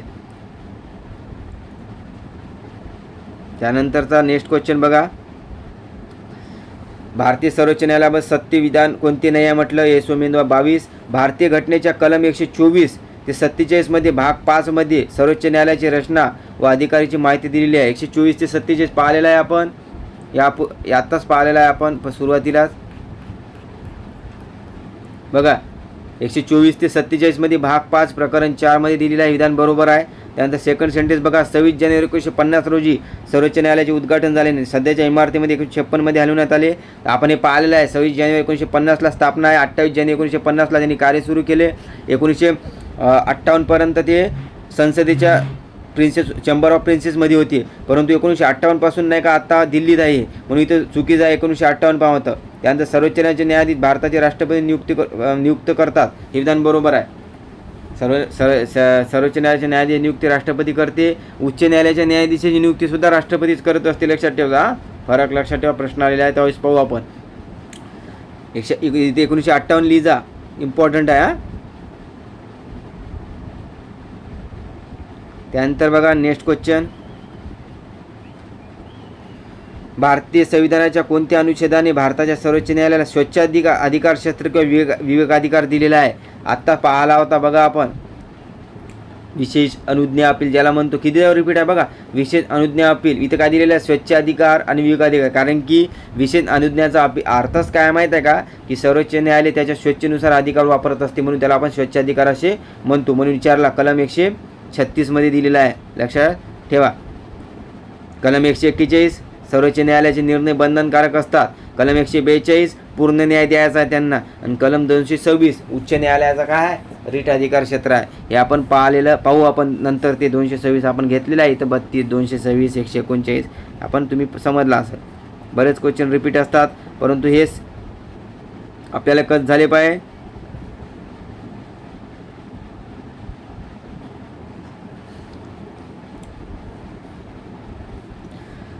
त्यानंतर आपण नेक्स्ट क्वेश्चन पाहूया बघा. कोणते योग्यरित्या जुळत नाही असं विचारलेलं आहे. आपण पहिलं सेंटेन्स बघा. कलम 145 न्यायाधीशाचे वेतन दिलेले आहे. हे विधान चूक आहे, कारण की इथं न्यायाधीशाचे काय दिलेले आहे, नियम दिलेला आहे. आणि न्यायाधीशाचे वेतन कोणत्या कलमात आहे, ते कलम 125 आहे. लिहून घ्यायचा. न्यायाधीशाचे वेतन भत्ते 125 मध्ये आहे. आणि न्यायाधीशाचे जे नियम तयार करण्याचे अधिकार आहे कलम 145. याच्यावर सुद्धा प्रश्न आहे, मी दाखवतो. 145 वर. कलम 143 सर्वोच्च न्यायालयाचे सल्लामसलत करण्याचा राष्ट्रपती अधिकार सल्ला, बरोबर आहे. कलम 141 सर्वोच्च न्यायालयाचे आदेश भारताच्या सर्व न्यायालयावर लागू आहे, म्हणजे बंधनकारक आहे, बरोबर आहे. आणि रीट प्राधिलेख देण्याचे सर्वोच्च अधिकार 149 आपण पाहिलेला आहे. म्हणजे याचं उत्तर फक्त ए चूक राहील, लक्षात घ्या.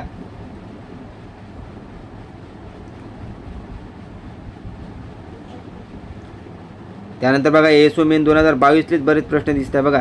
भारतीय संविधानातील कलम कितीनुसार 149 मध्ये अशी तरतूद आहे की सर्वोच्च न्यायालय आपल्या अधिकार क्षेत्राचा वापर करून समोर प्रलंबित असलेल्या प्रकरणामध्ये पूर्ण न्याय देण्यासाठी आवश्यक आहे. बघा इथं कीवर्ड कोणता आहे, पूर्ण न्याय देणे.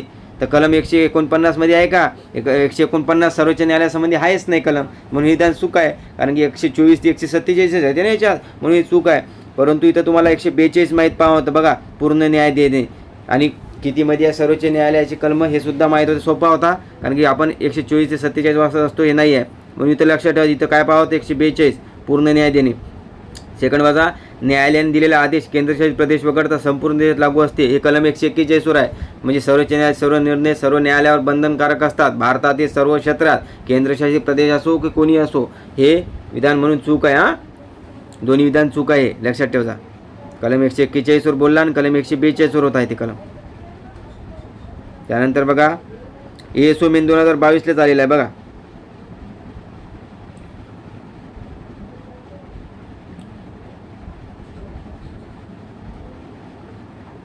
आपण डायरेक्ट कलमावर येऊ.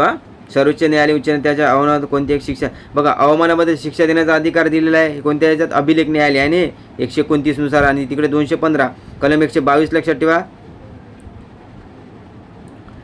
कलम 122 मध्ये सर्वोच्च निवृत्त न्यायाधीशाला भारतातील कोणत्या न्यायालयात वकील करण्यास मनाई आहे. आता तुम्ही सांगा, सर्वोच्च न्यायालयाचं कलमच 124 पासून सुरू होतं, 122 मध्ये म्हटलेलं आहे का नाही. मग इथं काय पाहतं, 124(7) नुसार आपण पाहिलं ना, वकिलीच करण्यास बंदी आहे. सर्वोच्च न्यायालयाच्या न्यायाधीशाला वकिलीस बंदी आहे. आणि तिकडे 220 मध्ये उच्च न्यायाधीशा वकील बंदी आहे. परंतु उच्च न्यायालयाचा न्यायाधीश वकील कुठे करू शकते, तर सर्वोच्च न्यायालय आणि उच्च न्यायालयामध्ये करू शकते, बाकी नाही. तर बघा, ड सेंटेन्स आपल्यासाठी महत्त्वाचा आहे. सर्वोच्च न्यायालयाचे कलम 145 नुसार नियम बनवण्याचा अधिकार आला नव्हता. आता आपण पाहिलं होतं मागं चुकीला दिलं, म्हणजे चुकीला दिलं होतं म्हणून 145 मध्ये नियम बनवू शकते कोण, सर्वोच्च न्यायालय. ते लक्षात ठेवा. म्हणजे इथं काय चुकीचं आहे, क तर 100% चुकीचं आहे. विचारलं काय काय खरे आहे, तर क येणार का नाही. तर मग आपल्याला माहीत आहे की बा कलम ड बरोबर आहे, तर याचं उत्तर काय राहील, ड बरोबर आहे. त्यानंतर ब बिन बरोबर आहे, अ ब ड बरोबर आहे. सर्वोच्च न्यायालय न्यायाधीश वेतन भत्ते हे विधिमंडळाच्या मताच्या अधीन नाहीत. हे विधान बरोबर आहे, कारण की संसद ठरवत असते आणि संचित निधीचा वर यांचा खर्च अभिप्राय येत असते, लक्षात ठेवा. म्हणजे याचं उदाहरण अ ब ड खरे आहे, लक्षात ठेवा. आपण दिलेल्या कलमातून बरेच प्रश्न सॉल्व्ह होत आहे. म्हणजे आपला आपण ॲप्रोचचा, आपण कोणी असो कोणत्या सरने शिकवलं ना, तर आपण कसं जायचं माहीत आहे का, याच टाईपनं जायचं. म्हणजे जेणेकरून बा आपण जे माहिती पाहत आहोत येत आहे का परीक्षेले, हे जुळणं फार महत्त्वाचं असते.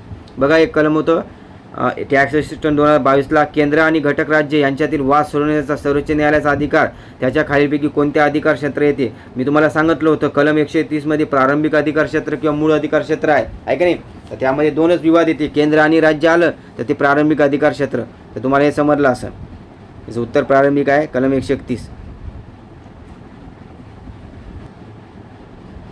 आपल्याला विचारलेलं आहे की बा सर्वोच्च न्यायालयाच्या भारतीय संविधानाच्या कोणत्या कलमानुसार स्वतःच्या निर्णयाचे आदेशाचे पुनर्विचार करण्याचा अधिकार आहे.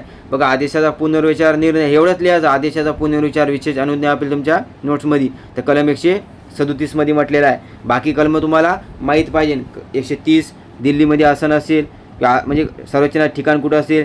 कलम 132 मध्ये घटनात्मक बाबी आहे. कलम 135 मध्ये फेडरल कोर्टाचे अधिकार क्षेत्र दिलेले आहे. बघा, इथं दिलेलं आहे. हे तुमचं हे ॲनालिसिसचा भाग आहे. बाकी सोपाच कॅटेगरीतला प्रश्न आहे.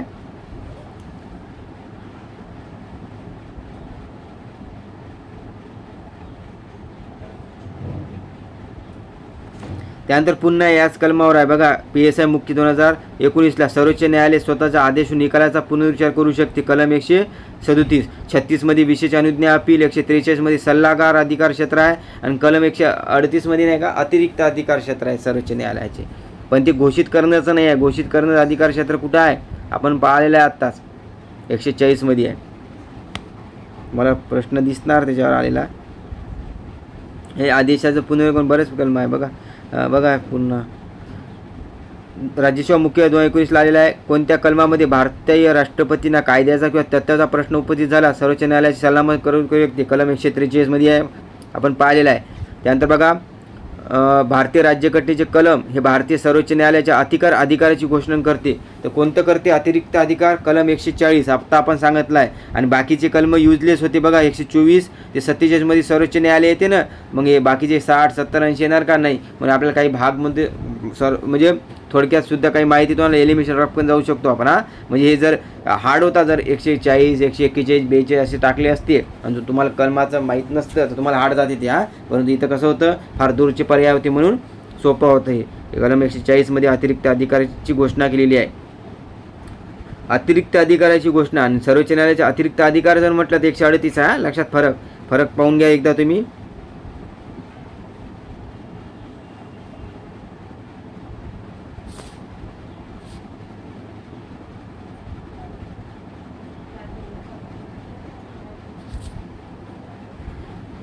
त्यानंतर SO 2018 आहे बघा. हे कलम 129 मध्ये काय दिलेलं आहे, कलम 129 मध्ये काय दिलेलं आहे, अभिलेख न्यायालय म्हणजे ते आपण काय म्हणतो 2 नंबरचं न्यायालयीन बेअबेदर शास्ती म्हणजे त्यालाच आपण बेअब्रू किंवा अवमान म्हणतो. कलम 131 मध्ये काय लिहिलेलं आहे, प्रारंभिक अधिकार क्षेत्र किंवा मूळ अधिकार क्षेत्र. त्यानंतर 136 मध्ये काय लिहिलेलं आहे, विशेष अनुज्ञा अपील आपल्या संरचनेची खास परवानगी. खास म्हणजे विशेष, इथे खास इंग्लिशमध्ये स्पेशल लिव्ह असं. 43 मध्ये समुपदेशन ज्याला आपण सल्ला अधिकार क्षेत्र म्हणतो, लक्षात ठेवा. आणि राज्यांतर्गत तंटे जे म्हणतो ना, प्रारंभिक आहे ना याच्यात, राज्य केंद्र यांचे विवाद आहे ना ते येते. केंद्र राज्य विवाद, राज्य राज्यामध्ये विवाद इकडे जाते, लक्षात ठेवा. सोपा कॅटेगरीतला आहे. बरेच क्वेश्चन रिपीट आहे तुम्हाला दिसत असेल. त्यानंतर पुन्हा बघा, सर्वोच्च न्यायालयास आपल्या निर्णयावर आदेशावर पुनर्विचार करण्याचा अधिकार आहे. कलम 137. बाकीचे कलम पाहून घ्या, रिपीट टेस्ट सांगत आहो. बघा पुन्हा आलेला आहे विशेष अनुज्ञा अपील, हे कलम 136 पाहून घे जा. अशा प्रकारे आपण चला तर आपण नाही का आता उच्च न्यायालयाबद्दलची महत्त्व पाहू आणि त्याचे PIQ सुद्धा पाहू. तर लक्षात घ्या, आपल्याला उच्च न्यायालयाची तरतूद जी आहे ते कलम 214 ते 231 मध्ये दिलेली आहे. लक्षात ठेवा, कलम 214 ते 231 आणि भाग कितीमध्ये आहे, हे 6 मध्ये आहे आणि प्रकरण 5 हे लक्षात ठेवा, महत्त्वाचं आहे. आणि सर्वोच्च न्यायालय जे आहे ते कलम 124 ते 147 पर्यंत आहे, ते भाग 5 मध्ये आहे. एवढा फरक आहे, लक्षात ठेवा. आता पाहू आपण 214 मध्ये. कलम 214 मध्ये काय म्हटलेलं आहे की बा प्रत्येक राज्यासाठी काय असेल, उच्च न्यायालय असेल असं यामध्ये म्हटलेलं आहे. हे तुम्हाला माहीत आहे. आणि 7व्या घटना दुरुस्तीनं काय केलं होतं माहीत आहे का, सामायिक उच्च न्यायालयाची तरतूद होती. लक्षात ठेवा, सामायिक उच्च न्यायालयाची तरतूद 7वी घटना दुरुस्ती लिहिजा. 7वी घटना दुरुस्ती 1956. सामायिक उच्च न्यायालय म्हणजे काय, 2 किंवा अधिक राज्यासाठी किंवा 2 किंवा अधिक केंद्रशासित प्रदेशासाठी एकच उच्च न्यायालय असेल, त्याला आपण म्हणतो सामायिक. हे तरतूद झाली ती 7व्या घटना दुरुस्ती 1956 नुसार. हे ॲड करा, हे महत्त्वाचं आहे. आता किती उच्च न्यायालय असं जर म्हटलं तर 25 आहे. लक्षात ठेवा, किती उच्च न्यायालय आहे, 25. 25 अमरावती उच्च न्यायालय आहे, हे लक्षात ठेवा.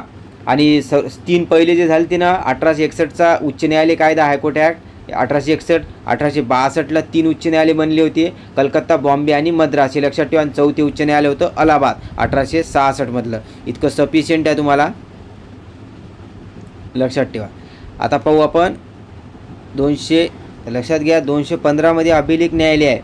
आपण आत्ताच पाहिलं तर सर्वोच्च न्यायालयामध्ये कलम 129 सर्वोच्च न्यायालय, 215 अभिलेख न्यायालय.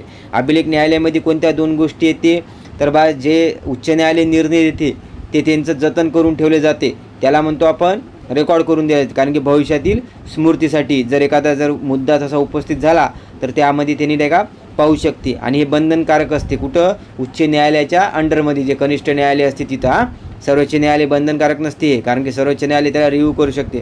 त्यानंतर लक्षात ठेवा दुसरं काय आहे ते अभिलेख न्यायालयामध्ये त्यांच्या नाही का बदनामीबाबत जर कोणी अवमान केला तर त्याबद्दल सुद्धा ती शिक्षा करू शकते. म्हणजे सर्वोच्च न्यायालयाला सुद्धा अधिकार आहे आणि उच्च न्यायालयासुद्धा अलग कलमात अधिकार दिलेला आहे, हे तुम्हाला लक्षात ठेवा.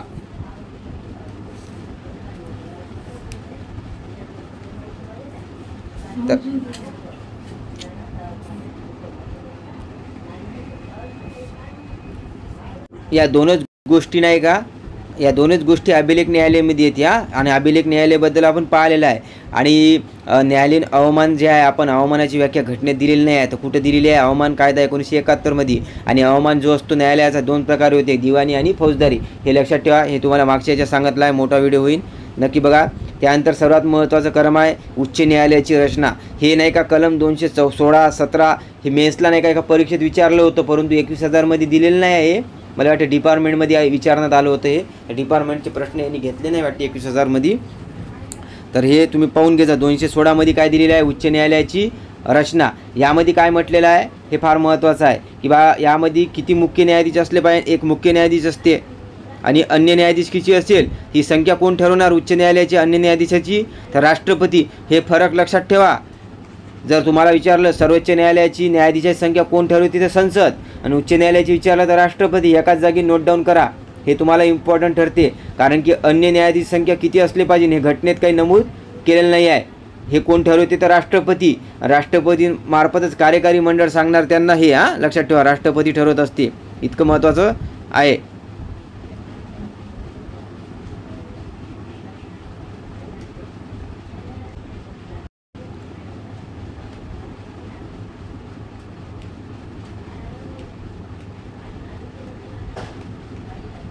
त्यानंतर बघा याचमध्ये आपल्याला काय दिलेलं आहे 216 मध्ये एक तर न्यायाधीश संख्या किती असली तुम्ही लिहायचं इथं रचनेमध्ये न्यायाधीश संख्या किती असली पाहिजे कोण ठरवते हे. त्यानंतर 2 नंबरची तरतूद कशी आहे न्यायाधीशाची नियुक्तीबद्दल म्हटलेलं आहे 216 मध्ये कारण की रचना आहे ना ते. तर यामध्ये काय म्हटलेलं आहे मुख्य न्यायाधीशाची नेमणूक कोण करते तर मी तोंडीच सांगतो मुख्य न्यायाधीशाची नेमणूक कोण करत असते तर राष्ट्रपती करते. याच्यावर प्रश्न विचारलेला आहे की बा उच्च न्यायालयाचे न्यायाधीश नियुक्ती कोण करते तर राष्ट्रपती मार्फत. मग विचार कोणाचा घेत असते यामध्ये तर लक्षात ठेवायचा विचार जे आहे CGI म्हणजे सरन्यायाधीश आपले भारताचे आणि संबंधित राज्याचा राज्यपाल याचा विचार घेऊन केली जाते. आणि अन्य न्यायाधीशाची नेमणूक कोण करते ते सुद्धा राष्ट्रपती करते. CGIचा सल्ला त्यानंतर राज्यपालाचा सल्ला आणि संबंधित जे उच्च न्यायालय असेल त्याच्या मुख्य न्यायाधीशाचा हे लक्षात ठेवायचा मुख्य न्यायाधीश हे मुख्य न्यायाधीशबद्दल सल्ला होता आहे दोघाचा. इथे एक जण वाढलं फक्त काय उच्च न्यायालयाचा मुख्य न्यायाधीश 3 गोष्टी येतात त्यामध्ये. बस इतकं लक्षात ठेवा. यामध्ये काय येते नियुक्ती आणि न्यायाधीश संख्या कायच्यात रचनेमध्ये इतकं तुम्ही लक्षात ठेवा.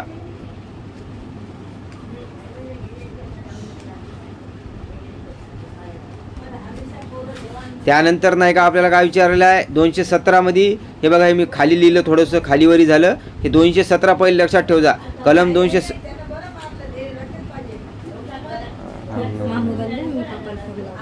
काय बा व्हिडिओमध्येच बोलत राहते नुसते बाबा सर्वे. त्यानंतरचं कलम बघा हे जे कलम जे आहे ना 217 खालीवरी झालं थोडं लक्षात घ्यायचा.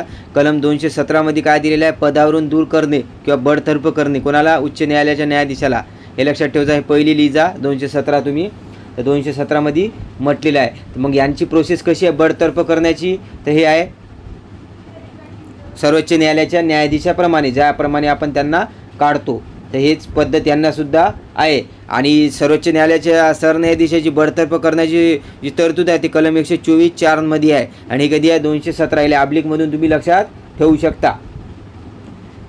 इतकंच महत्त्वाचं आहे. आणि सर्वोच्च न्यायालय न्यायाधीशाची तुम्ही पाहून घ्या कसं काढलं जाते विशेष बहुमत संसदेमध्ये कसं काढलं जाते. मग त्यांच्यासाठी काय 3 सदस्यीय समिती नेमली जाते हे तुम्ही पाहून घ्या. मोठा व्हिडिओ होईल त्यामुळे सांगत नाही. फक्त कलम 217 मध्ये बडतर्फ करण्याचा अधिकार आहे.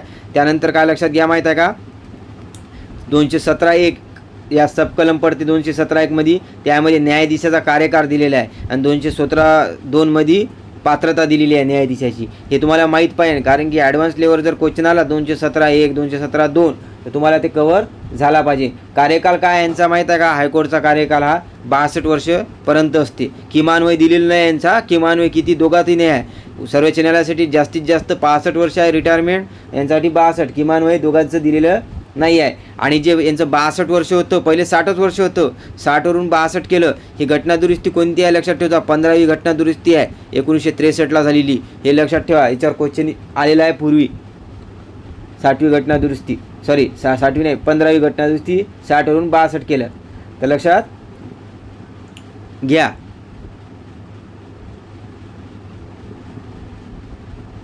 आणि जर यांना राजीनामा द्यायचा असेल न्यायाधीशाला तर ते कोणाला देऊ शकते तर राष्ट्रपतीला न्याय देऊ शकते त्यांनी.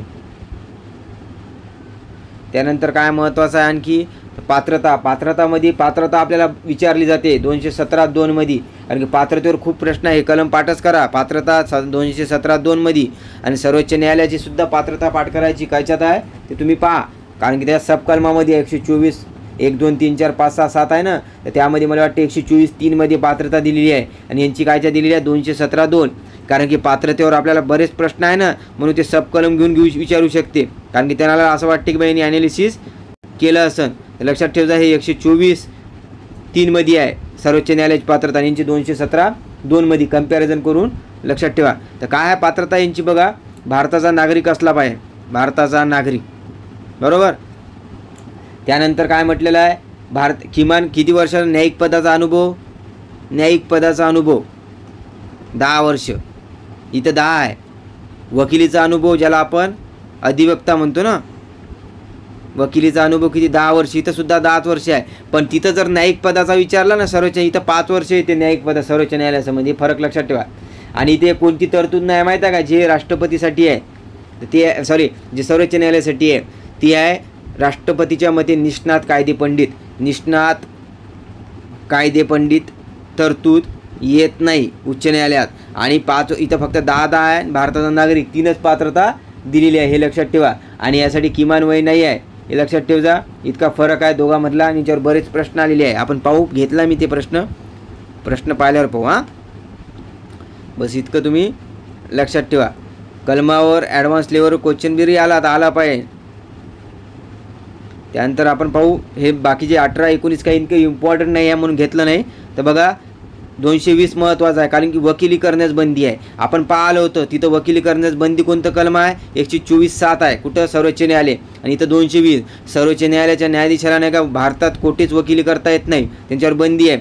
परंतु उच्च न्यायालयाचा वकिलास उच्च न्यायालयाचे न्यायाधीश आहे त्याला वकील कुठं करता येते माहीत आहे का, फक्त सर्वोच्च न्यायालय आणि उच्च न्यायालय या दोनच ठिकाणी करता येते वकिली, बाकीच्या न्यायालयात करता येत नाही. हे अपवाद आहे म्हणून लक्षात ठेवायचं.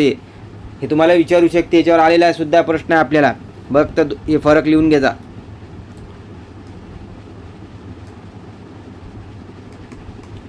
त्यानंतर बघा 221 मध्ये काय दिलेलं आहे, यांची पगार भत्ते. आणि जे पगार भत्ते कोण ठरवत असते हे तुम्हाला माहीतच असेल. संसदेने कायदा वेळोवेळी केल्यावर यांचे पगार भत्ते ठरत जातात. आणि यांच्यामध्ये काय म्हणतो आपण, नुकसानकारक अशी काही बदल करता येत नाही एकदा नियुक्ती झाल्यावर. हे महत्त्वाचं आहे. आणि एक फरक लक्षात ठेवा, आपल्याला विचारलं जातं की बा संचित निधीवर नाही का कोणाचा प्रभारित खर्च आहे, तर यावर प्रश्नसुद्धा आलेला आहे. तर लक्षात ठेवा. हायकोर्ट म्हणतो मी, उच्च न्यायालय न्यायाधीशाची वेतन व भत्ते कोण देत असते, हे कोण देत असते माहीत आहे का, हे राज्य सरकार देत असते. म्हणजे राज्याच्या संचित निधीचा भाग आहे, राज्याच्या संचित निधी. याच्यावरच प्रश्न आहे आपल्याला. तुम्ही PIQची जोड द्यायचीच जोड. जेव्हा मी व्हिडिओ बनत आहो ना, तुम्ही 21,000ची जोड द्यायची, तेव्हाच तुम्हाला त्याचा फायदा होईल पुरेपूर. मी तर प्रश्न लावत आहो, परंतु सर्व नाही लावू शकत ना मी, त्यामुळे तुम्ही रिव्हिजनच होणार आहे तुमची आली. आणि जर हायकोर्टचे जर निवृत्ती वेतन जर म्हटलं, निवृत्ती वेतन किंवा पेन्शन हे कोण देते, हे भारताचा संचित निधी आहे. हे फरक लक्षात ठेवा. तिथं नाही का राज्याच्या फक्त भारतात संचित निधी दिले जाते दोन्ही बिन खर्चात, हे चूक राहील. फक्त लक्षात ठेवायचं, हायकोर्टचे वेतन भत्ते जे आहे ते राज्याचा संचित निधीचा भाग आहे. आणि निवृत्त न्यायाधीशाचे जे पेन्शन गिन्शन असते ते कुठं आहे, तर भारताच्या संचित निधीचा भाग आहे. इतका फरक पाठ करा, याच्यावर प्रश्न आल्यावर तुम्हाला क्लिअर होईल.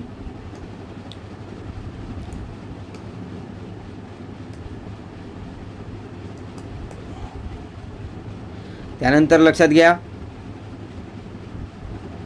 कलम 222 न्यायाधीशाची बदली कोण करते, न्यायाधीशाची बदली तर राष्ट्रपती करत असते.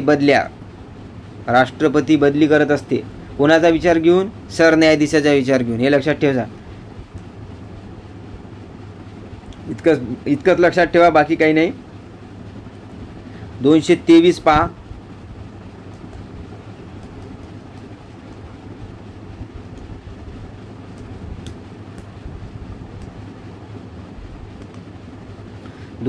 मध्ये काय बा, एक ग्रुप बनवायचा कुठून, 220 पासून.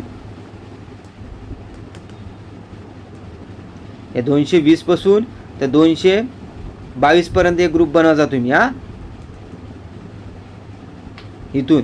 आणि 223 पासून तर हे 224 पर्यंत ए पर्यंत करायचा. इथं काय म्हटलेलं आहे बघा, 223 मध्ये म्हटलेलं आहे हंगामी मुख्य न्यायाधीशाची नेमणूक. हंगामी मुख्य न्यायाधीशाची नेमणूक कोण करते, तर राष्ट्रपती करत असते. लक्षात ठेवा. का, ज्यावेळेस मुख्य न्यायाधीशाचे पद रिक्त असेल किंवा काय कारणाने रिकामे असेल किंवा अनुपस्थित असेल किंवा गैरहजर असेल, या कारणावर राष्ट्रपती हंगामी मुख्य नियुक्ती करते. हे लक्षात ठेवा. 223. 224 मध्ये काय म्हटलेलं आहे, तर ॲडिशनल किंवा ॲक्टिंग जज, याला इंग्लिशमध्ये लक्षात, ॲडिशनल म्हणजे अतिरिक्त, ॲडिशनल किंवा हंगामी म्हणजे ॲक्टिंग जज याची नेमणूक संबंधी तरतूद. याच्यावर प्रश्न आहे आपल्याला, लक्षात ठेवा. हे कशासाठी केले जाते, अतिरिक्त असते ना. जसं की उच्च न्यायालयाच्या कामकाजात जर तात्पुरती वाढ झाली असेल किंवा काही काम जर थकीत असेल, त्यावेळेस राष्ट्रपती काय करते माहीत आहे का, हंगामी न्यायाधीशाची नियुक्ती करते, अतिरिक्त किंवा हंगामी. किती वर्षासाठी करते? 2 वर्षापेक्षा कमी कालावधीसाठी. लक्षात ठेवा.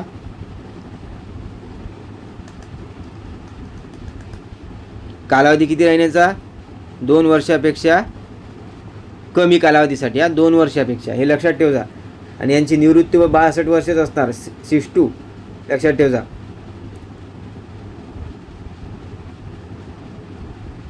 आणि हे जे आपण जे हंगामी न्यायाधीशाची तरतूद आहे ना, हे 7व्या घटनादुरुस्तीनं करण्यात आली होती. लक्षात ठेवा. त्यानंतर बघा 224 निवृत्त न्यायाधीशाची नेमणूक कोण करत असते? उच्च न्यायालयाचा मुख्य न्यायाधीश. उच्च न्यायालयाचा मुख्य न्यायाधीश करत असते राष्ट्रपतीच्या पूर्वसहमतीने. लक्षात ठेवा. आणि त्या संबंधित जे न्यायाधीश आहे त्याची लिखीव. इतकाच फरक आहे, याच्यावर काही प्रश्न नाही. आणि जे 224 आहे हे 15वी घटनादुरुस्तीनुसार ॲड करण्यात आलं होतं 1963च्या. बस इतकंच लक्षात ठेवा. आणि राष्ट्रपती आदेशाद्वारे त्याचे नाही का वेतन भत्ते ठरवले जाते. आणि त्या ज्यावेळेस नेमणूक झाली राहते त्यावेळेस त्यांना उच्च न्यायालयाचे सर्व अधिकार भेटतात. इतका साहजिक लक्षात राहतेच आपल्या. हे इतका फरक लक्षात ठेवता. हे प्रश्न पाहिल्यावर समजेन. याच्यावर काही प्रश्न नाही आलेला आहे, परंतु लक्षात ठेवा. अतिरिक्त हंगामी न्यायाधीश जे आहे याच्यावर प्रश्न आलेला आहे. तुम्हाला प्रश्न पाहिल्यावर कळणारच आहे.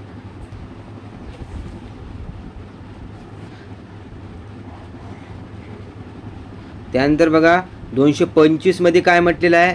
उच्च न्यायालयाचे जे अधिकार क्षेत्र घटनेपूर्वी जसे होते तसेच राहील असं म्हटलेलं आहे. याच्यावर प्रश्न आलेला नाही आहे, फक्त लक्षात ठेवा.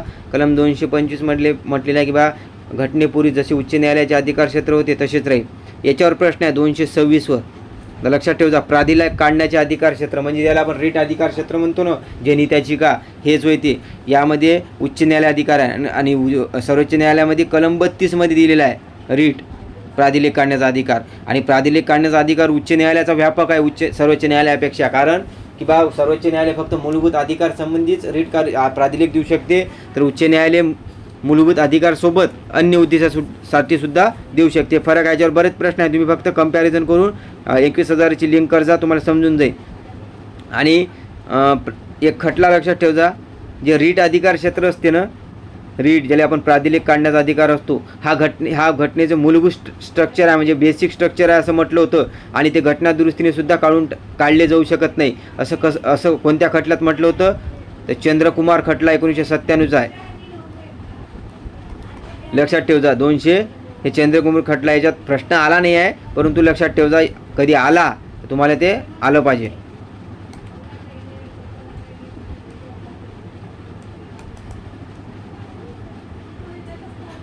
कलम 226 प्रश्न, 227 प्रश्न आहे. हे तुम्हाला प्रश्न पाहिल्यावर कळणार. पर्यवेक्षणाचा अधिकार आहे यांना. 227 मध्ये पर्यवेक्षणाचा अधिकार आहे.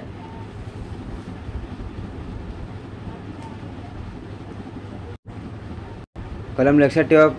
त्यानंतर बघा 227 पर्यवेक्षणाचा अधिकार फार महत्त्वाचा आहे. याच्यावर प्रश्न आलेला आहे, फक्त कलम आलेला आहे. लक्षात ठेवा. जास्त डिटेल नाही आलेला आहे, परंतु तुम्ही पाहिले पाहिजे. याच्यात काय म्हटलेलं आहे माहीत आहे का? हे जो पर्यवेक्षणाचा अधिकार आहे प्रशासकीय व न्यायिक अशा दोन्ही स्वरूपाचा आहे. तुम्हाला विचारू शकते प्रशासकीय व न्यायिक दोन्ही प्रकारचा पर्यवेक्षणाचा अधिकार आहे कोणाला? उच्च न्यायालयाला. हे लक्षात ठेवा. आणि हे लष्करी न्यायालय आणि कोर्ट मार्शल जे लष्करी न्यायाधिकारी यांना लागू नाही आहे. हे लक्षात ठेवा. म्हणजे सर्वोच्च न्यायालयामध्ये तेच म्हटलेलं आहे की बा लष्करी न्यायालय कोर्ट मार्शलला लागू नाही, इथं सुद्धा तेच आहे. बस इतका फरक लक्षात ठेवा. आणि कलम महत्त्वाचा 226, 27 आणि जे 228 मध्ये आहे खटले हस्तांतरित करणे, हे याबद्दल बोलले. फक्त 228 लक्षात ठेवा. दुय्यम कोर्टाकडील एखादा जर प्रलंबित खटल्यामध्ये नाही का कायद्याचा जर सारभूत प्रश्न निर्माण झाला असेल तर त्याचा अर्थ लावण्यासाठी नाही का यांनी काय करते, खटले स्थलांतरित करते एका हायकोर्टकडून दुसऱ्या हायकोर्टकडे किंवा स्वतःकडे सुद्धा घेऊ शकते. फक्त एवढंच लक्षात ठेवा, खटले हस्तांतरित करणे 228. आणि सामायिक उच्च न्यायालयाची तरतूद जी आहे ते कलम 231 मध्ये आहे. हे 7व्या घटना दुरुस्ती 1956 ॲड करण्यात आली. लक्षात ठेवा. सामायिक उच्च न्यायालय म्हणजे काय? 2 किंवा अधिक राज्यासाठी उच्च न्यायालयाची नेमणूक. सामायिक उच्च न्यायालयाची स्थापना कोण करत असते? तर संसद करत असते. आणि यांच्या न्यायाधीशाची नियुक्ती कोण करते? तर राष्ट्रपती करत असते. लक्षात ठेवा. इतका फरक महत्त्वाचा आहे. बस आपण प्रश्न पाहून कलमावरचे त्यावेळेस तुम्हाला ते कळणारच आहे. आणि एक लक्षात ठेवा, तुम्हाला तोंडीच सांगतो मी फरक बघा. तुम्हाला जर विचारलं सर्वोच्च न्यायालयाचे न्यायाधीशाची नियुक्ती आणि उच्च न्यायालयाची न्यायाधीशाची नियुक्ती कोण करते? तर राष्ट्रपतीच करते. त्यानंतर सर्वोच्च न्यायालयाच्या न्यायाधीशाला शपथ कोण देते? राष्ट्रपती किंवा राष्ट्रपती नियुक्त केलेला व्यक्ती बरोबर आहे. परंतु उच्च न्यायालयाच्या न्यायाधीशाची शपथ कोण देते? तर राज्यपाल देते. लक्षात ठेव जर इथं राष्ट्रपती देत नाही, फक्त नियुक्ती करते राष्ट्रपती, शपथ राज्यपाल किंवा त्यांनी नियुक्त केलेला व्यक्ती देत असते, हे लक्षात ठेव जा. आणि सर्वोच्च न्यायालयाच्या न्यायाधीश संख्या कोण ठरवते? तर संसद. आणि उच्च न्यायालयाची न्यायाधीश संख्या कोण ठरवते? तर राष्ट्रपती. इतका फरक लक्षात ठेवा. आणखी एक गोष्ट सांगतो तुम्हाला, सर्वोच्च न्यायालयाला जे अधिकार आहे त्यापैकी 2 अधिकार क्षेत्र नाही का उच्च न्यायालयाला नाही आहे. एक आहे सल्लागार अधिकार क्षेत्र,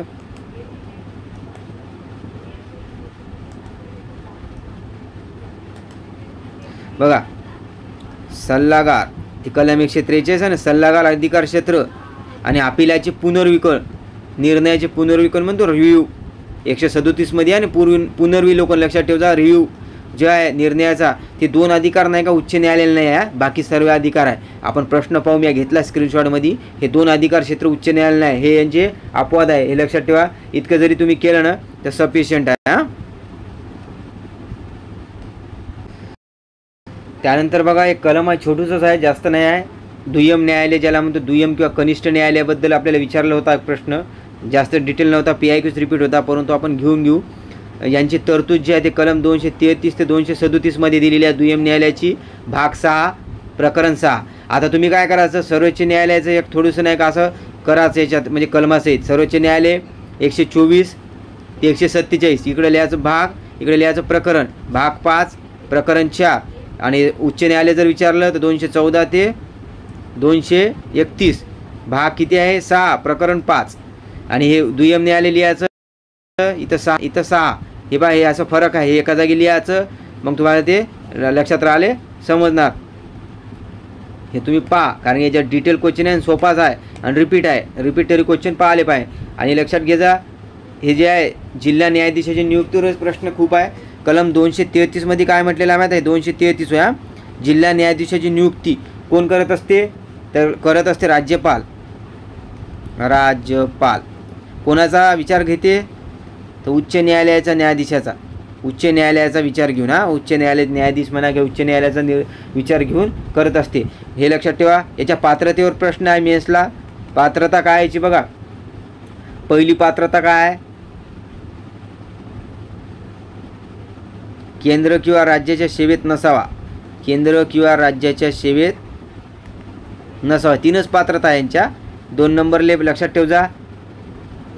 7 वर्ष वकिलीचा अनुभव असावा. इथं तुम्हाला 10 वर्ष टाकू शकत्या. 7 वर्ष वकिलीचा अनुभव असावा किंवा अधिवक्ता म्हणतो त्याला. आणि नियुक्तीसाठी हायकोर्टने शिफारस केली असावी. नियुक्तीसाठी उच्च न्यायालयाने काय करावी? शिफारस. हे 3 तर गोष्टी आहे याच्यात. हे गोष्टी पाठ पाहिजे, कारण की याच्यावर प्रश्न आहे. नियुक्तीवरच खूप आहे, कोण करते, कोणाचा सल्ला घेऊन करते, इतकंच आहे. आता तुम्हाला दुसरा फरक सांगतो, इतकं लक्षात घ्या, बाकी काही नाही. त्यानंतर 234 मध्ये काय आहे? हे जिल्हा न्यायाधीश 233 मध्ये, आणि हे सोडून द्यायचं. तर अन्य जी व्यक्ती आहे त्याची न्यायिक सेवक भरती, हे काय न्यायिक सेवक भरतीबद्दल तरतूद आहे. हे MPSC करत असते, लक्षात ठेवा. याच्यात सांगू, हे याची नियुक्ती कोण करत असते? राज्यपालच करत असते, लक्षात ठेवा. राज्यपाल करतात, त्यासंबंधी नियमसुद्धा राज्यपालच करते. परंतु हे जे नियम करते राज्यपाल नियुक्ती, ते कोणाचा विचार घेऊन करते?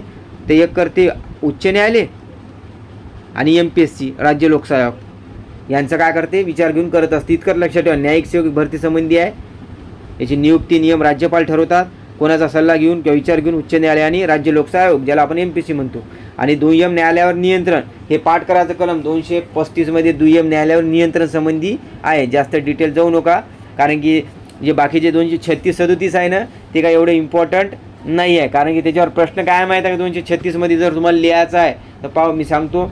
जिल्हा न्यायाधीश आणि ते ज्युडिशियल सर्व्हिस आहे, न्यायिक सेवा, याचा अर्थ दिलेला आहे. जिल्हा न्यायाधीश किंवा न्यायिक भरतीचा अर्थ काय आहे दिलेला आहे, हे एवढं लक्षात ठेवा. आणि कोणत्या गोष्टी कोणत्या वर्गाला लागू आहे, लागू नाही, हे जे आहे 237 मध्ये इम्पॉर्टंट नाही. फक्त इम्पॉर्टंट 233 आहे, 234 आणि 235. अशा प्रकारे आपण नाही का सर्वोच्च न्यायालय, उच्च न्यायालय आणि दुय्यम न्यायालयातले महत्त्वाचे कलम घेण्याचा प्रयत्न केला आहे. आता आपण काय पाहू याची माहिती आहे का? PIQ पाहू, जेणेकरून तुमचा डाऊट क्लिअर होईल. नाही का उच्च न्यायालयावरील नाही का कलम प्रश्न पाहू, जेणेकरून आपल्याला ही माहिती किती बरोबर आहे समजी.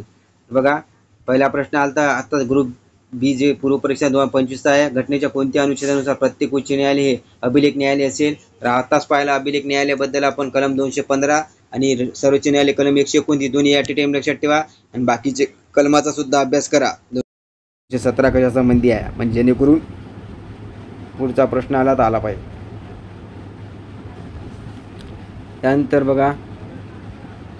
त्यानंतर पुन्हा बघा अभिलेख न्यायालयावर आहे. एसओ मेन 2022 भारतीय संविधानाचे कलम 215 घोषित करते की प्रत्येक उच्च न्यायालय अभिलेख न्यायालय असेल. आताच पाहिलं बरोबर आहे. इथूनच रिपीट मारला त्यांनी.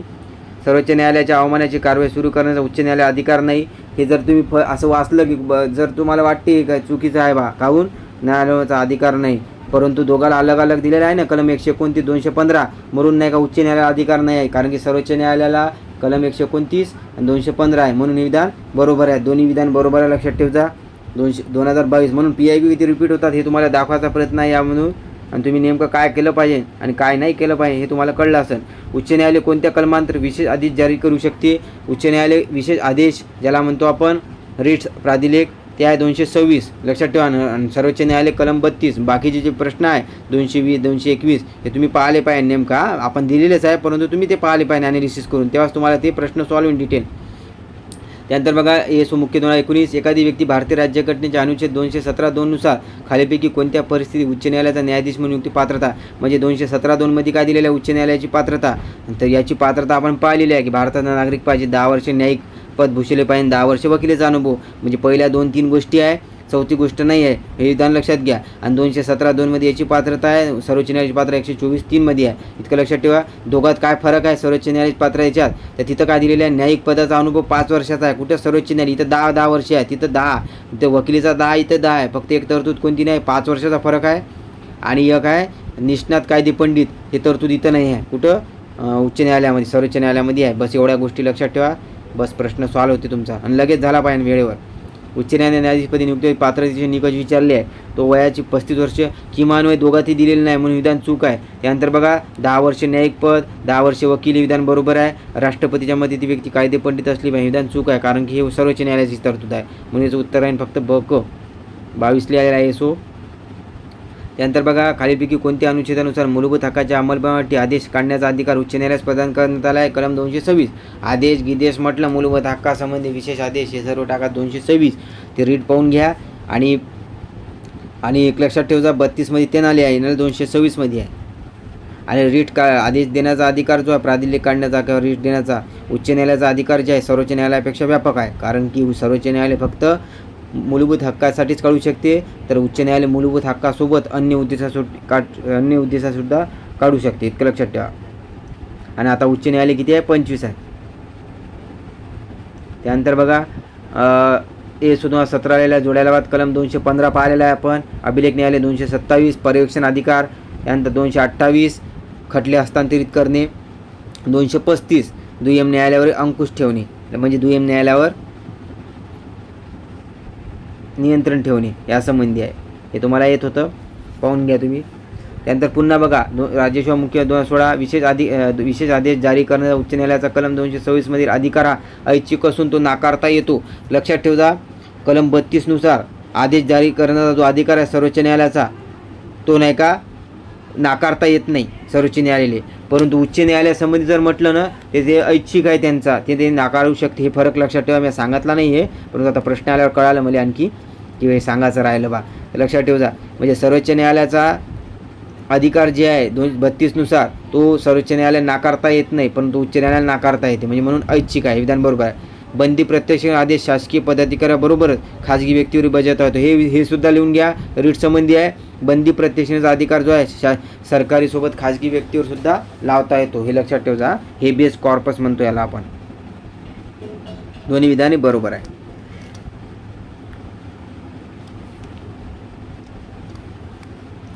त्यानंतर बघा उच्च न्यायालयाला खालीपैकी कोणते मुख्य अधिकार कक्ष आहेत असं म्हटलेलं आहे.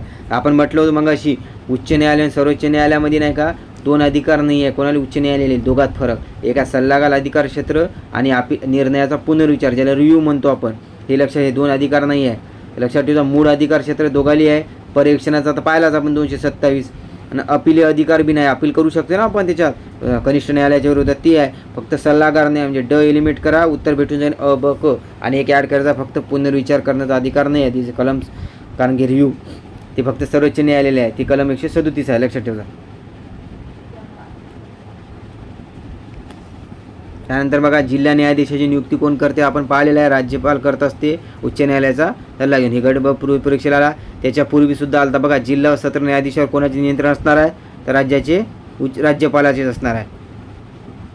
नियुक्ती तेच करणार आहे, ते नियंत्रण त्याचाच राहील. त्यानंतर पुन्हा बघा राज्यसेवा पूर्व 2021 जिल्हा न्यायाधीश बाबतीत खाली विधाने विचारात घ्या. जिल्हा न्यायाधीशाची नियुक्ती उच्च न्यायालयाच्या मुख्य न्यायाधीशाकडून केली जाते. विधान चूक आहे. राज्यपाल करते कोणाच्या विचार घेऊन, तर उच्च न्यायालयाचा मुख्य न्यायाधीशाचा, असं पाहा होतं. जिल्हा न्यायाधीश बदली करण्याचा अधिकार मुख्यमंत्र्यांना आहे का, नाही. बदली कोण करू शकते, तर राज्यपाल करू शकते, लक्षात ठेवा. आणि उच्च न्यायालयाच्या न्यायाधीशाची बदली कोण करते, तर राज्यपाल करते, सॉरी राष्ट्रपती करते उच्च न्यायालयाच्या, आणि जिल्ह्याच्या राज्यपाल. हे फरक लक्षात ठेवा. राज्यातील जिल्हा न्यायाधीश कोणाकडून नियुक्त होतात, बघा हेच प्रश्न किती आला, राज्यपाल. बरेच क्वेश्चन आहे राज्यपालावर. त्यानंतर बघा पुन्हा टॅक्स मेनली 2019 जिल्हा न्यायाधीशाची नियुक्ती राज्यपाल करतात, बरोबर आहे. जिल्हा न्यायाधीशपदी नियुक्ती होण्यासाठी व्यक्ती शिफारस उच्च न्यायालयाने केलेली असा, हे सुद्धा बरोबर आहे. जिल्हा न्यायाधीश नियुक्ती होणारी व्यक्ती केंद्र व राज्याच्या सरकार सेवेत असावी. इथं काय पाहता, सेवेत नसावी, पात्रता विचारली आहे या. एक 7 वर्षाचा अनुभव असा वकिलीचा आहे. 2-3 पात्रता दिलेली आहे, तुम्ही पाहून घ्या. आणि 2 पात्रता पहिलेच दिलेली आहे, ब क मध्ये दोन्ही पात्रता दिलेली आहे. उच्च न्यायालयाने शिफारस केलेली असावी, तिथं फक्त केंद्र राज्य सरकारच्या सेवेत नसावी पाहतं. आणि तिसरी पात्रता राज्य म्हणजे 7 वर्षाचा अनुभव असावा. बस ती 3 गोष्टी आहे, याच्या बाहेर काय नाही. कलम 233 हे इतकं लक्षात घ्या. आणि याच्यावर प्रश्न तुमचे सॉल्व्ह होणार आहे. उच्च न्यायालय सर्वोच्च न्यायालय कलमावर प्रश्न आला, मी काही ॲडिशनल माहितीसुद्धा सांगितली तुम्हाला, की जेणेकरून तुम्हाला जेवढं ज्यावेळी आपण सिरीज घेऊन पॉलिटीची सुरू आपण आता टाकले नाही, 2-3 दिवस झाले व्हिडिओ, आपण टाकूच लगेच 1-2 दिवसानं सुरू करू. पॉलिटी सर्व्हिस टाका जाऊ. तर तुम्हाला आजचा जर व्हिडिओ नक्कीच हेल्पफुल वाटत असेल कलमावरचा, तर नक्कीच नाही का लाईक करा, कमेंट करा, शेअर करा. धन्यवाद.